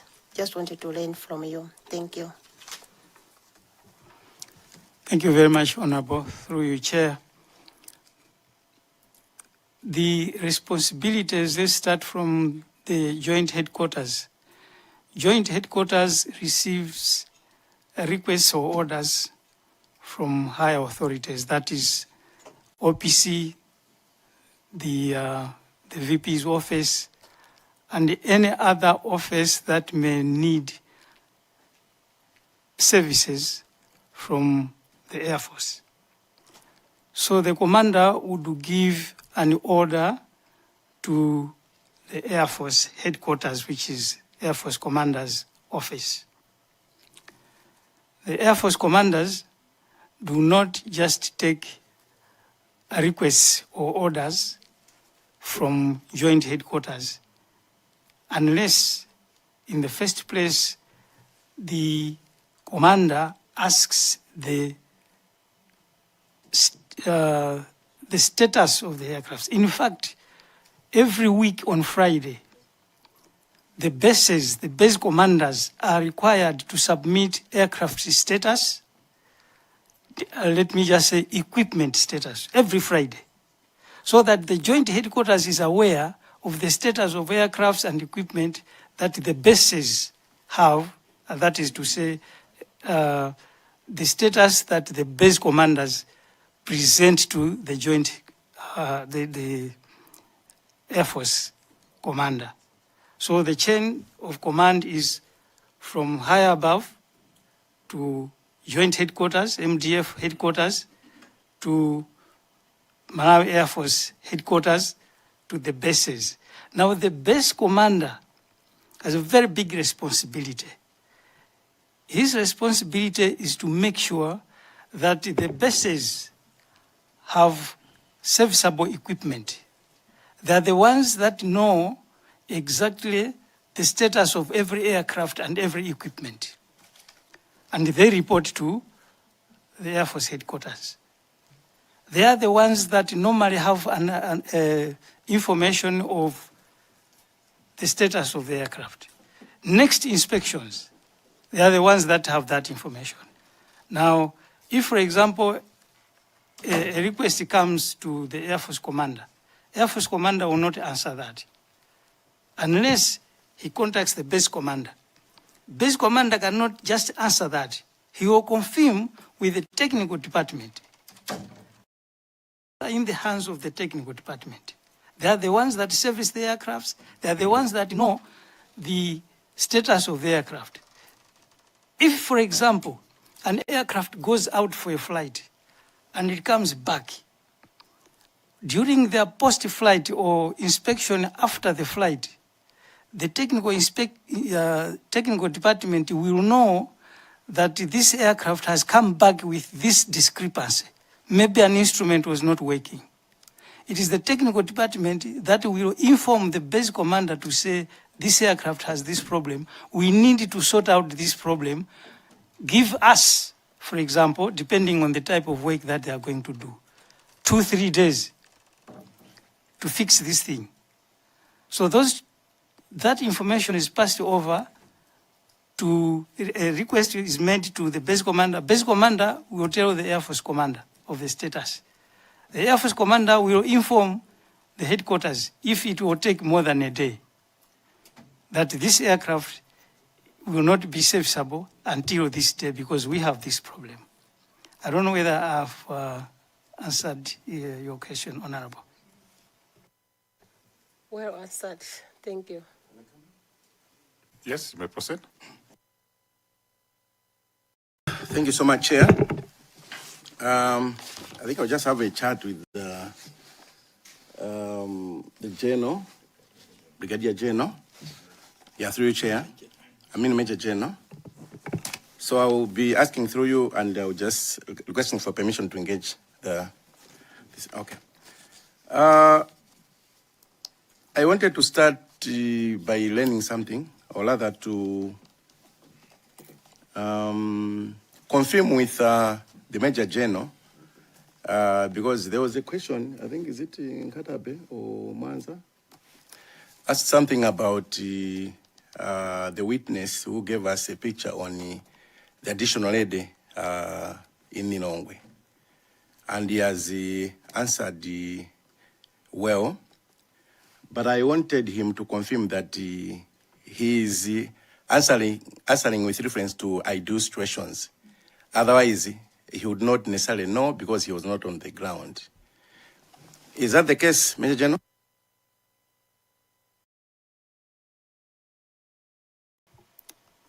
Thank you, Honorable. Thank you, Chair. It is true that I was not on the ground, but I'm answering from the practical point of view. Exactly, Major General. I just wanted you to assure this committee and possibly Malawians that you're not a witness of fact because you are not on the ground, despite knowing ideal situations that should, or standard practices that should happen. I just wanted that confirmation to affirm that you were not there. Thank you. Yes or no? Yes or no? Why I'm saying this is, if we go back to the norm, that we are talking of somebody who penetrates the whole security at the airport. We are talking of Kia, not in the bush somewhere, but at Kia, where security is there too, and that late Wells was there. I mean, I don't know, where was he when this lady was doing this type of job? What I'm saying through your chair is for the witness to confirm that you are using assumptions. You were not on the ground. Just yes or no. It's a simple answer, Major General. Yeah, I was not on the ground. That is true. Thank you. Would you also confirm that the Donia, which got involved on the 10th, never had the integrated weather ladder? Would you confirm? No, I wouldn't confirm that. What's the standing on the weather ladder of that Donia? The weather radar was supposed to be working. And in fact, I checked with the inspector in Zomba, who confirmed that the weather radar was working. Thank you. Meaning to say issues of weather assessment were done by the aircraft itself and informing the necessary analysis to the pilots? Through you, Chair, can I request that you repeat the question, please? Okay, in a basic sense, the weather ladder would be assessing the weather like clouds and any dangers during the flight. Is that so? That is true. Now, you are saying the weather ladder on this plane, one, it's installed, and two, it was working. So we would be relying on the weather ladder more than even information from the ground. So the assumption from what you're saying is that pilots were acquainted with information, weather information, because they had a working weather ladder. So weather would not be an issue. Is that true? Yeah, it's important to note that for navigational equipment, you have the weather radar and then you have the GPS. I'm talking of the weather radar for now. Yeah, you do rely on the weather radar because it is the one that will give you the picture of the weather in that heading that we are taking. Thank you. Chair, I wanted you to note that pilots had access to weather. They were assessing weather because they had an instrument which tells them on the dangers of the weather during flight. Thank you. Secondly, would you also confirm that the Donia was equipped with the terrain avoidance system?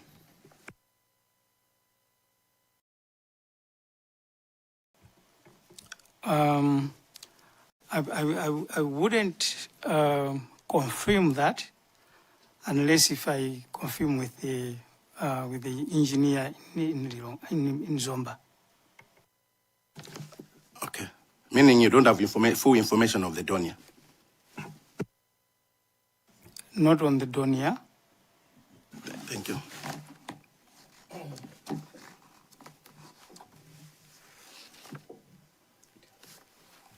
Okay. Okay, thank you so much. We may get back to that maybe when the base commander comes. Just to confirm to this committee, would you confirm that instruments, directional instruments, were all working in the aircraft? Yes, I confirm they were all working because during our inspection with the BFU, we checked on all the instruments that are on board the aircraft. And as you rightly said that you have had vast experience with rather flying to Mzuzu. What were your reference instruments when you're getting to Mzuzu as you're landing? Beacons or stuff like that? You mean when I was flying not on the Donia but on other aircrafts? On the Donia.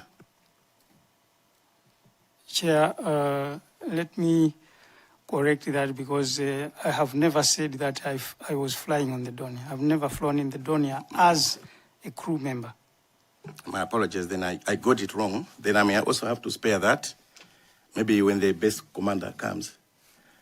Otherwise, I was trying to get to a point just to ascertain and to also express Wale on why during the flight there were those turns about 3 or 4 times.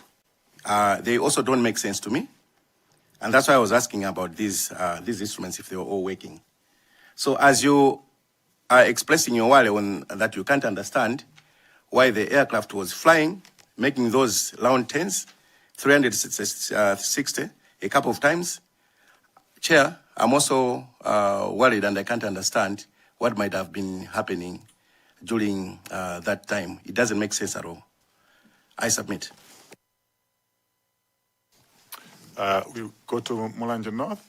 Just to establish or to confirm one point on the terrain proximity function that has been mentioned by Zomba Tondwe. You mentioned that you provided information and cooperated with the BFU.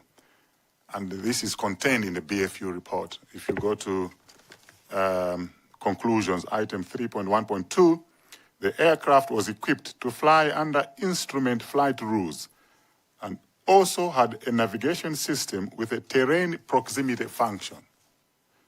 You were the engineer. You also assisted in providing information to BFU. Can you confirm that the aircraft had a terrain proximity function or not? Yes, on the terrain proximity, there are a number of instruments that work to give you information on the terrain proximity. You have the radio altimeter that you set, for example.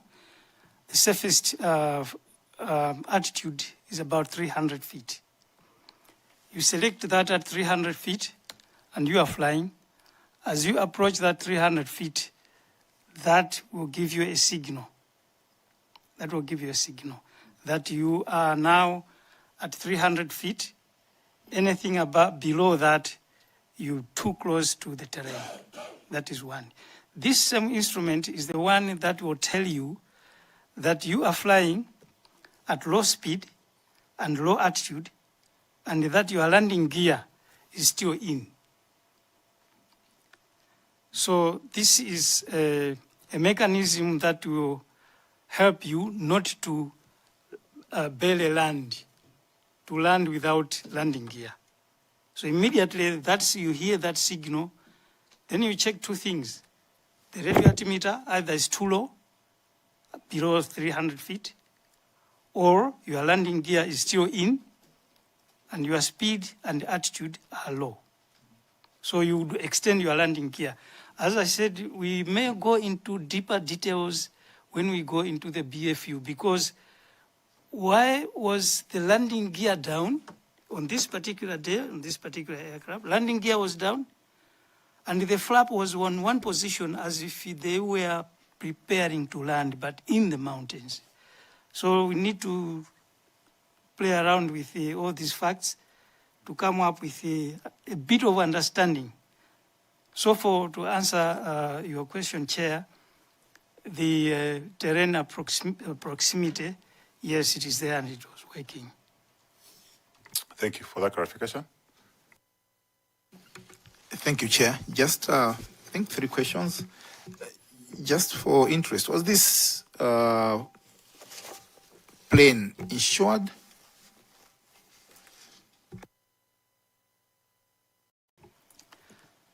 Thank you, Honorable. Thank you, Chair. This plane was not insured. There was no insurance cover. Okay. In the military, do you have independent body that can certify a plane similar to, for lack of better word, COF by an independent body? Apart from your own, your own engineers, certifying that this is fit to fly, do you have an independent body that can certify a plane as airworthy? Thank you, Honorable. Thank you, Chair. No, we do not have, because we have qualified inspectors that are trained by the company itself for airworthiness. Is that the standard elsewhere? Where you, for example, in my own case, I've got my own car, I use my own mechanics, and when I meet traffic officers and say, no, my mechanics have said it is fit to be on the road. Is it a standard procedure elsewhere where military planes are not certified by independent bodies? Thank you, Chair. Thank you, Honorable. In most militaries, the equipment all are certified by their own inspectors or agents. We do not employ or use other agents because we have our own criteria for certification of airworthiness. Thank you. Finally, one of the issues we had an engagement with the General earlier on. He said before issuing an approval or authorization, one of the issues that that he considers, or a commander considers, is the weather constraints, a briefing on the weather. You want to chart it out, whether you can go, you consider, among other things, the weather. In the present scenario we're talking about, did you brief the General about the weather conditions before he gave the authority for the flight to be flown from Mzuzu to Lilongwe and from Lilongwe to back to Mzuzu? Did you brief the General on the weather, prevailing weather conditions? Thank you, Honorable. Thank you, Chair. I did not brief him because in Malawi, prevailing weather conditions are only given during brief before takeoff. Because before the pilots conduct the mission, they have to submit their flight plan and a briefing with the weather department at the airport. These are the ones that give details of the weather en route and at that particular time. So in Malawi, we don't have a forecast for aeronautics to know that in the next hour, weather will be like this. It is there and then that they receive, the crew, not communicated to the Air Force headquarters or wherever, no.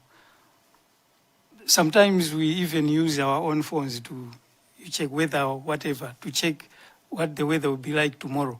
But we cannot rely on that. In Malawi, the weather stations or weather gardens that we have, they only give you up to 2 hours, 3 hours maximum. You can't go beyond that. Well, in other countries, you are able to tell the prevailing weather for so many hours, even up to tomorrow, even for the week, but not in Malawi. In fact, I believe, if you check on the BFU report, they received that weather briefing at Kia. At Kia, yes, before leaving from Zuzu. They were already at the airport. So we couldn't know that. Thank you. Okay, why I asked that is because he was here and he said he got the briefing and he was told the weather was okay. The plane would be would proceed on the mission. Where did he get that information? Because he was here to say, yes, I got the briefing and I was told the weather was okay. That's why I gave the authority. Where did he get that information? I do not know. Maybe he was taking it from the inbound route or flight when they were flying from Luntha going to Mzuzu, or when they were flying from Mzuzu to Chikangawa International Airport, maybe. But briefings are done to the crew at the airport by the airport weather personnel. And also, during their checklist when they are to depart, they are given the pressure, altitude, they are given temperature, they are given clouds, octas, and whatever, right there. But they are not given weather details for tomorrow or 3 hours after. Not in Malawi. Yes, in short, no weather briefing was given to the general prior to him giving authority for the flight to go on a mission. That would be correct, isn't it? As far as you know. As far as I know, depending on from where he got that information, I may not give any witness to that. Thank you very much. So just on the same point, General Valentino Peri said he was consulting with you widely and relied heavily on your advice as the commander of Air Force. Do you think you assisted General Valentino Peri in making the right decision to approve use of the military aircraft by the VP?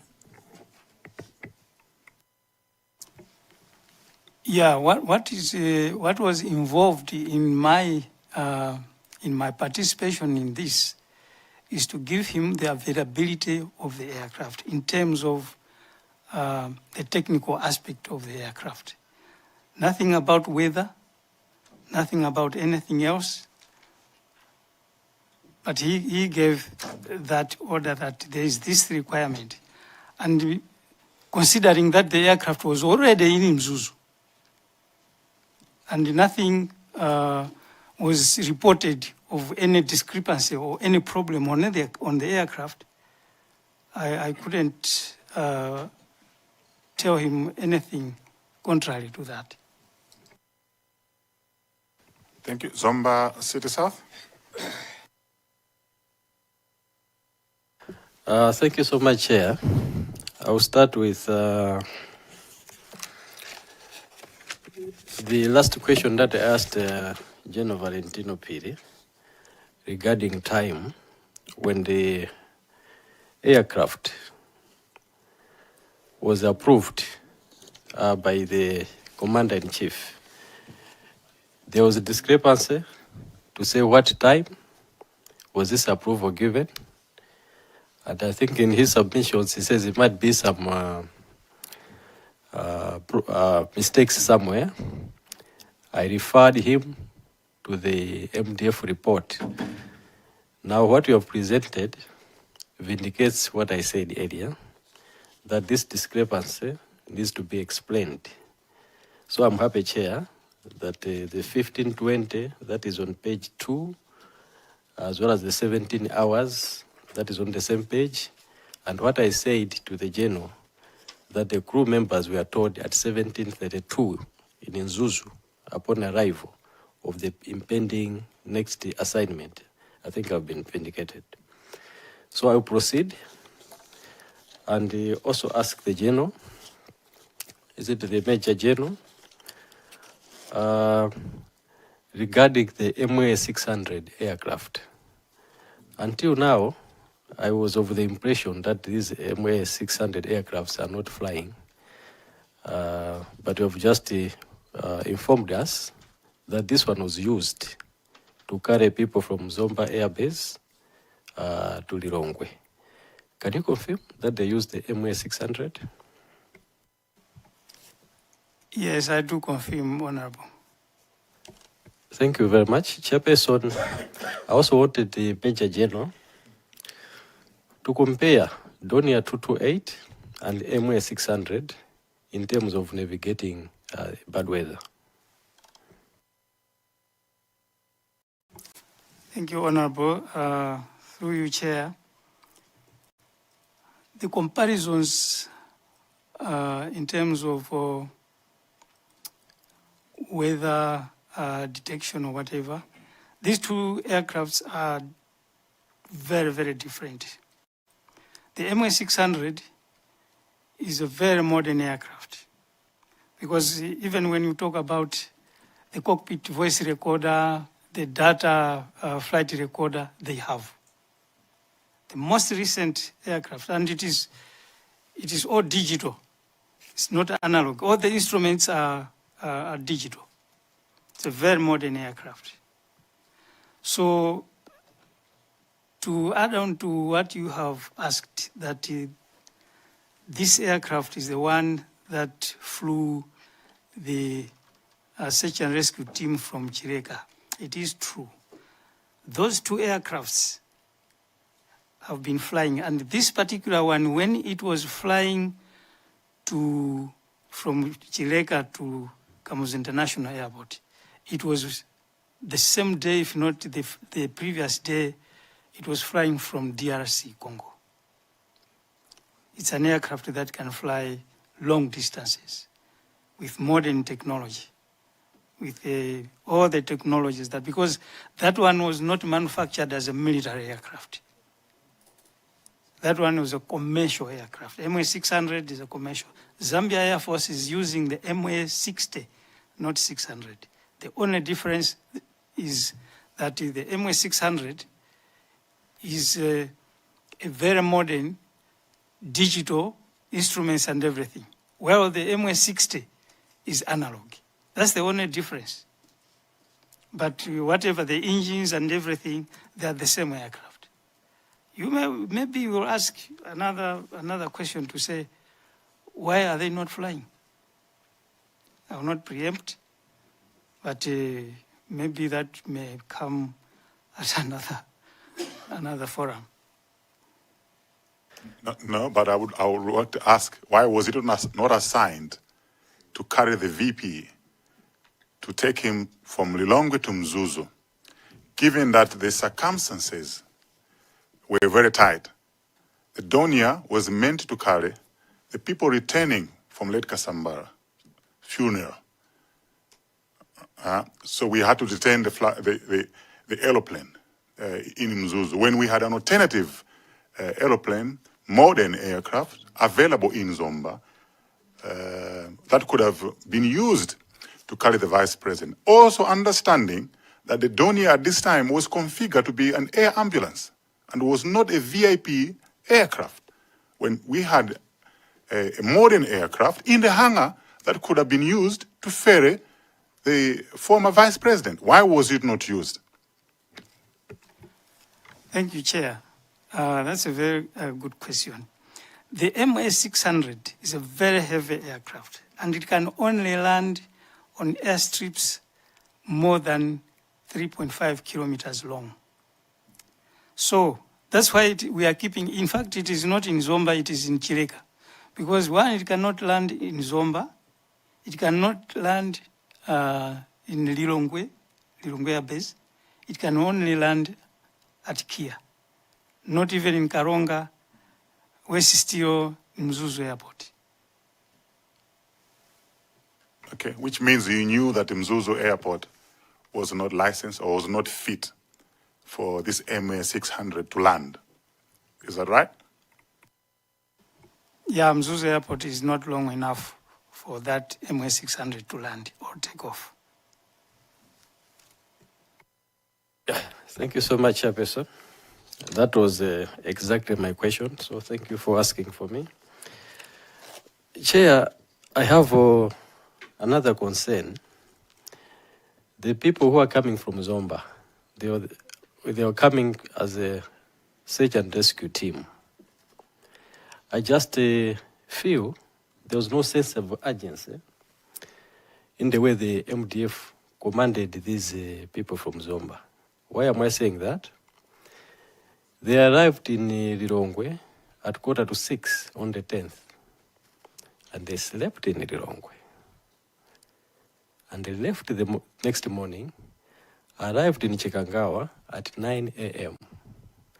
Chair, I'm having an impression that the military was searching during day and maybe not during the night. I don't get the urgency. Our second citizen, we don't know where he is. His flight and him and 8 others.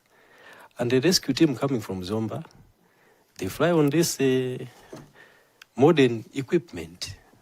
They have that luxury. This modern equipment, they arrive in Lilongwe, they go and sleep somewhere in a hotel in Lilongwe. And in the morning, they arrive there at 9 a.m. We are told here by several witnesses that were arriving there even at 6 a.m., 4 a.m., 5 a.m. to search for our second citizen.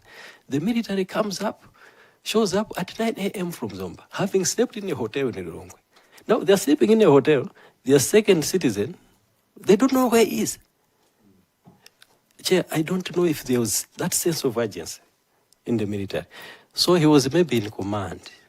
I thought maybe he should speak to this feeling that I have, that the MDF did not have any sense of urgency in searching for our second citizen. Maybe if he answers that, I have a final question.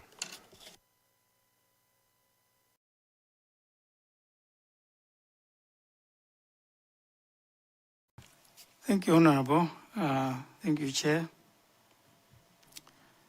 As I explained about their flight or the need to fly from Zomba, from Chireka to Lilongwe, that was the only means of transport that we could find for these people to move from Zomba to Lilongwe, to join the search and rescue team at Chikangawa. We could have used another. In fact, let it be known that the search and rescue that was happening here was, let me say, in Chichewa, Tigwirapati. We have helicopters equipped for search and rescue equipment lying there. And we want people to travel all the way from Zomba to Chireka, from Chireka to Kia.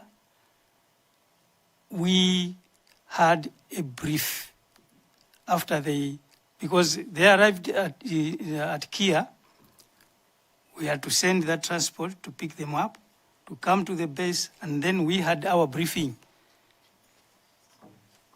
I cannot confirm that they slept in a hotel. I cannot confirm that. But what is on the ground is that after the briefing, they had to take a rest and leave at 3 a.m. At 3 a.m. If some people were arriving at 9 o'clock, it depends where they were driving from. And the mission for them was to go and join people who were already in the search and rescue, people from Moyale barracks, and those who were already there in the forest. So the concern for, I don't see any luxury in the movement, because it was one thing that we couldn't do otherwise. And one thing that we need to point out is we are in a situation where we have lost our friends. We have lost our friends. And doing things is not like doing things normally. For example, in my case, I was totally broken down. Totally broken. It took me days to start feeling who I am. Those guys were my children. I raised them up, I trained them. We grew together. We used to call names by first names. It wasn't easy to do these things. It wasn't easy at all. So I don't see any luxury in their participation. That's the maximum we could have done. Otherwise, the same time we lost contact, immediately we were taking a helicopter for search and rescue. That's what we used to, we did when we lost those 2 aircrafts. Immediately, we started search and rescue. And within 20, 30 minutes, we were able to locate all these our friends. But this one was totally different because we were incapacitated. No, thank you. I think you have responded. We might differ there, whether you see luxury or not. I see a lot of luxury. We can agree to differ there. The second citizen is missing. Chair. Yes, Chair, I'm rising on a point of order. I want you to guide us. Should we give our opinion or impression when asking questions to witnesses? So if there's a question that members must answer to one another, we will do it after the session internally. Chair, I'm raising a question on a point of order. Should we give our impression, what we are feeling, to the witness?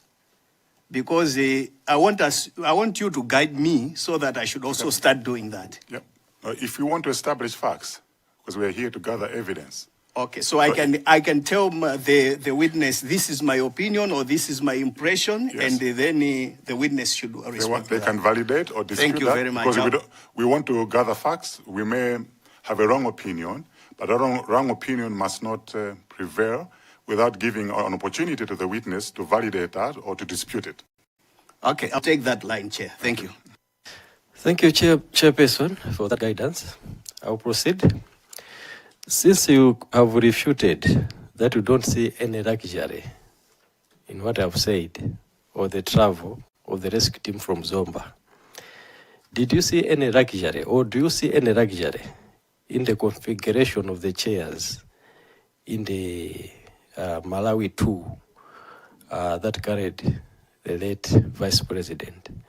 I'm asking this because the executive chairs that he was supposed to use were not there, and what I was told is that he sat on a normal chair.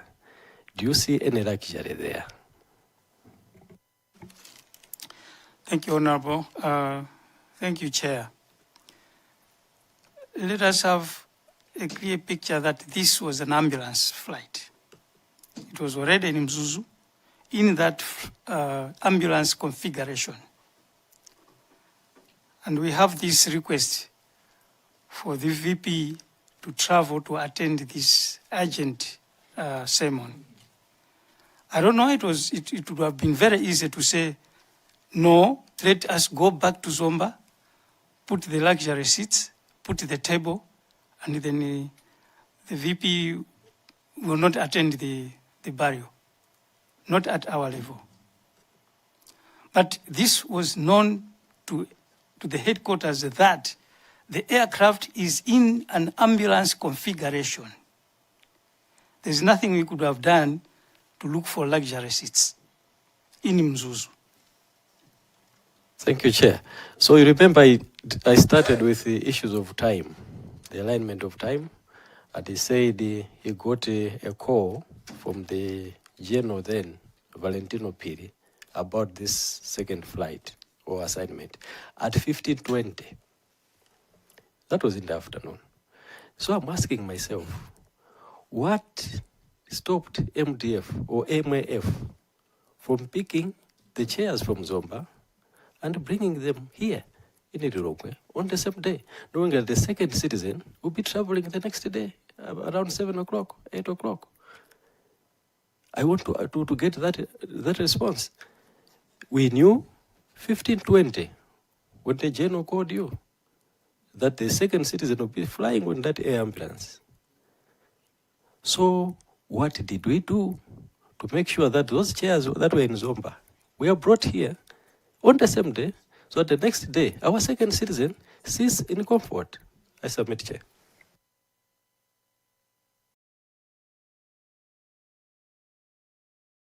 You want to take that?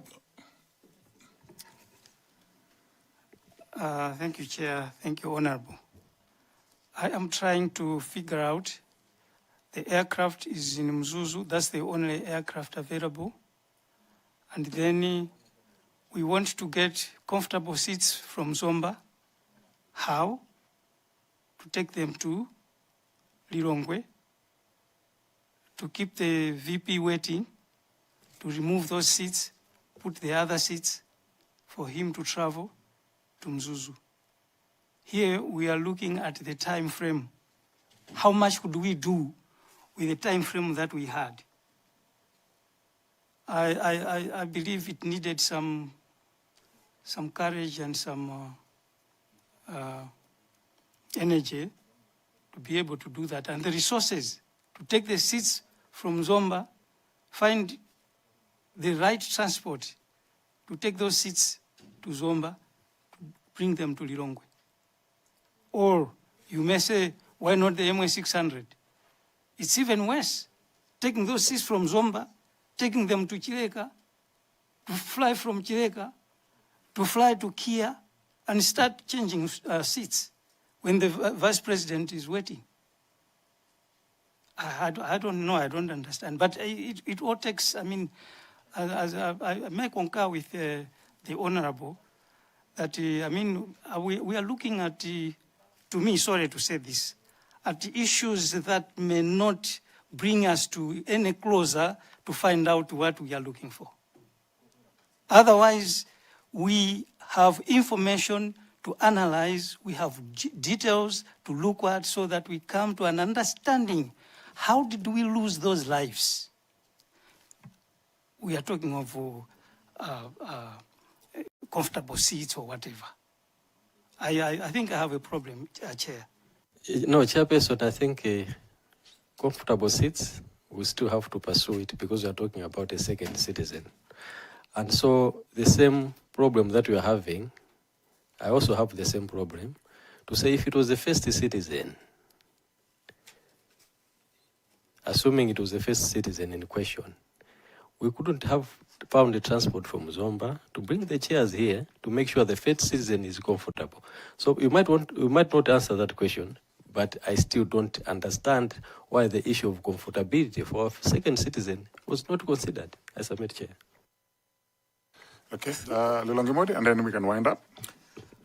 Chair, I want to ask the General just one question. General, I have an impression that you were working under intense pressure to turn the ambulance into a VIP transportation. I'm asking this because there is no documentation requesting this aircraft. It was an emergency kind of deployment that you had. And you had no opportunity to refuse, because you could have refused and say we don't have an aircraft. So is my impression correct that you were working under pressure or under political pressure? Thank you, Chair. So, General, you may answer his opinion. Thank you, Honorable. Thank you, Chair. I may not be comfortable to say under political pressure because that is none of my assignments. But pressure, yes. Pressure, yes. Because we already have an aircraft in Mzuzu, and there was an immediate requirement. Now, thinking about changing configuration and all that was something that we had to think about. Can we do ABCD? Can we do that? Can we? Otherwise, we have denied providing aircraft to heads of state. We have done that. One, for example, if it is a single engine. There was an incident in one of the heads of state in Palombe. The weather was very bad. We told them we will have to leave before this time. So it was campaign period, they were talking and whatever. The presidential aircraft had to leave. We told them we are leaving now because we are not allowed to fly the head of state at night. This is already last light, we cannot fly the head of state. What happened is we left, landed at Chileka. There was that small aircraft, the Equerel, that was positioned there with one of the late pilots. And the head of state, when he heard that that aircraft is gone, he says, now what do? I don't want to drive. What is this aircraft doing here? So he said, no, this one will be escorting you as you drive to Blantyre. So he says, no. Is this going to fly to Blantyre? I will fly in this one. But it's not allowed for a head of state to fly in a single engine aircraft. It's a fact. So we said no. He insisted until we talked to the commander, said, the Bwana here, he says he still wants to fly in a single engine aircraft. So they talked. What happened last was, he said, me and the first lady, we fly, whether we die or whatever, but you take us there. So we gave instructions to the pilot to say, do whatever, you are flying the aircraft. If he comes in and should something happens, we are not answerable. So there are instances, several instances where we have said no to VIP using the aircraft. Even landed in Chikangawa some time back, bad weather, we landed, and they had to travel by road. Because we said, with this weather, we are not taking off. What do? You take the road. So they did. So we are not, the pressure, yes, of course, in this particular instance, the pressure was there. But now the aircraft is already in Mzuzu.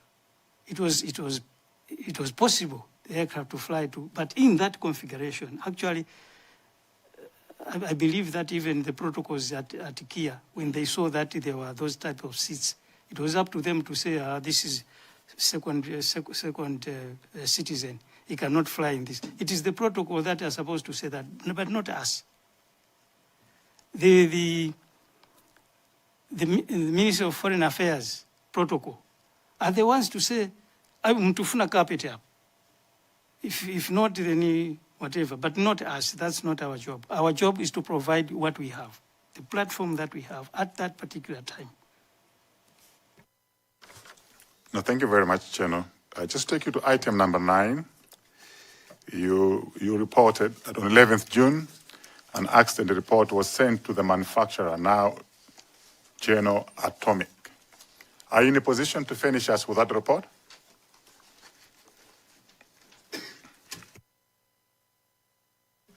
Thank you, Chair. Yes, I have that report that was sent to them. I don't know whether I have it in my bag or, but I can always furnish it with to the committee Okay, I think Secretariat will follow up with you. My final one is, what is your impression on the conduct by the military to hire out military aircrafts to civilians and VVIP without their knowledge on the status of the aircraft that they are procuring? What is your impression?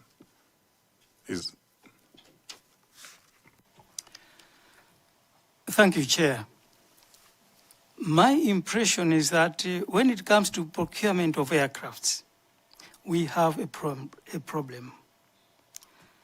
A problem in a sense that in most cases, the Air Force is not contacted or given a chance to give its opinion. Government, in most cases, procures aircrafts without the consent of the Air Force. I'll give a very simple example. Is the procurement of the MY 600. At the time that procurement was done, the military, we already had requested CASA 295 aircraft. This CASA is similar to the MY 600.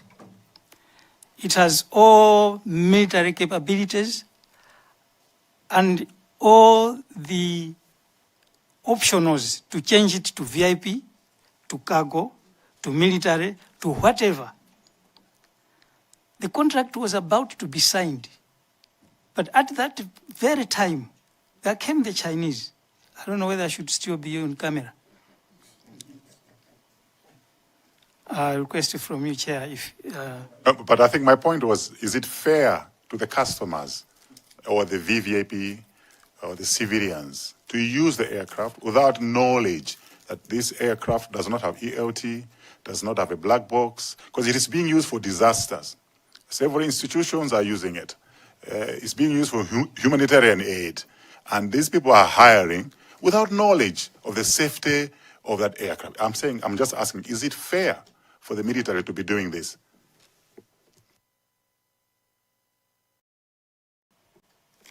Thank you, Chair. The fairness comes in when we consider the configurations of the aircraft. Because as we say, in terms of airworthiness and serviceability of the aircrafts, they are military aircrafts with serviceable and airworthy aircrafts.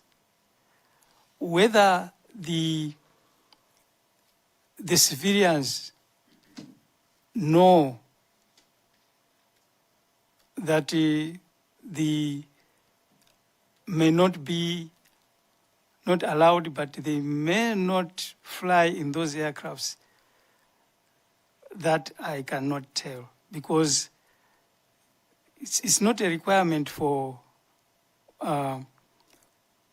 flying for safety, unless if that need comes out. As we said, ELOT is for when there is a crash. And for the flight recorder, it's for data flying data that it records. So I do not know. Maybe that should be put on the media or whatever to say these aircrafts are military, therefore civilians should not hire them. I don't know. That may come from the authorities, not at our level.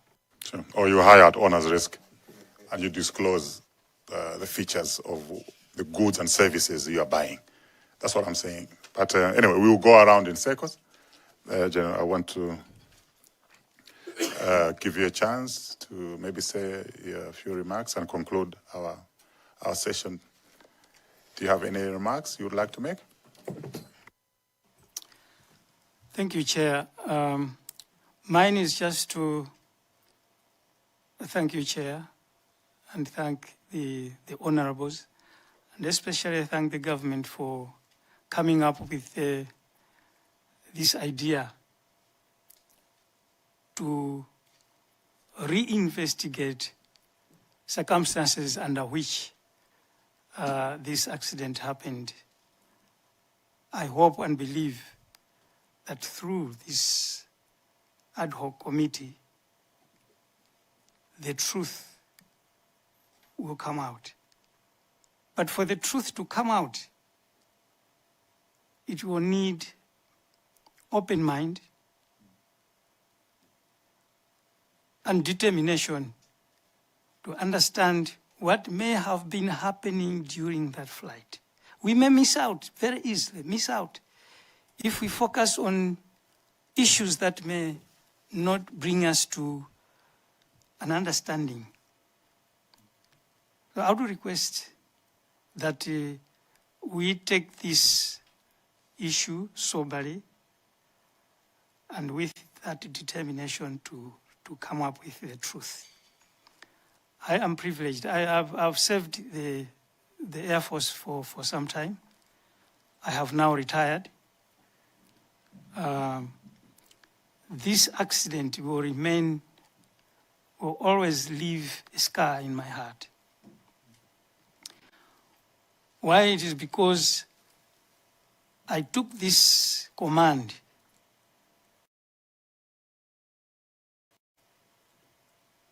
as Air Force Commander. I flew with this crew on 27th May. And in June, we lose all of them, including the aircraft.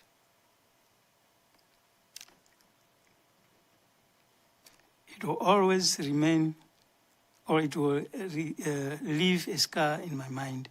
Although I'm in retirement now, of course I'm retired, but I've been requested to go and train the young generation that are there. I accepted that willingly with an idea that I may contribute something towards Malawi and towards the young generation that are coming, to be able to make decisive or decisions that will take this country to a position where we will be able to answer to any mission, more especially ambulance, search and rescue. These are vital to any nation. Transport or whatever is not an issue, but for this, ambulance and search and rescue are very vital to our survival as a nation. I submit, Chair. Thank you, General. We all learn from mistakes, and they say the beginning of reform is acceptance, but not denial. So if we accept, our shortcomings, we will always have put measures for continuous improvement. So don't take it hard upon yourself. We wish you well. I'm glad that you're back in the system to contribute towards national security. Sure, as we said, this is not the last interaction we're going to have. We're looking forward to having another interaction when we start the actual flight phase. But you may take leave, General. You've been very calm. I must applaud you in your responses. We don't take it lightly. We wish you all the best. Thank you very much, Chair. Thank you very much, Honorables. Thank you.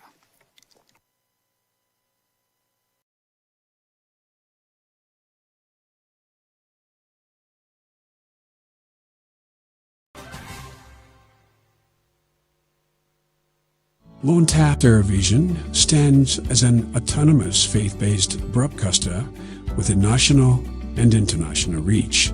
Experience the difference with Luntha Television, where innovation meets experience. Our dedicated team, backed by cutting-edge technology, ensures seamless execution and unparalleled results. Luntha guarantees credibility and professionalism in all its endeavors and services. We offer among authors, production and broadcasting of jingles, music videos, narratives, documentaries, press services and programs on location or outside, live broadcasting of mass and other church functions, government or indoor functions and political rallies, creation and broadcasting of special programs, sponsored content, sports and entertainment, and advertising for small, medium and large enterprises. All services are offered at competitive prices. Tune in daily to catch Luntha Television on Zuko on Channel 51, Starsat Channel 474, Star Times Channel 474, Topstar 474, Kriye 007, GoTV on Channel 807, Azam on Channel 386, and live streams on our YouTube and Facebook platforms. You can find us in Area 2 Lilongwe,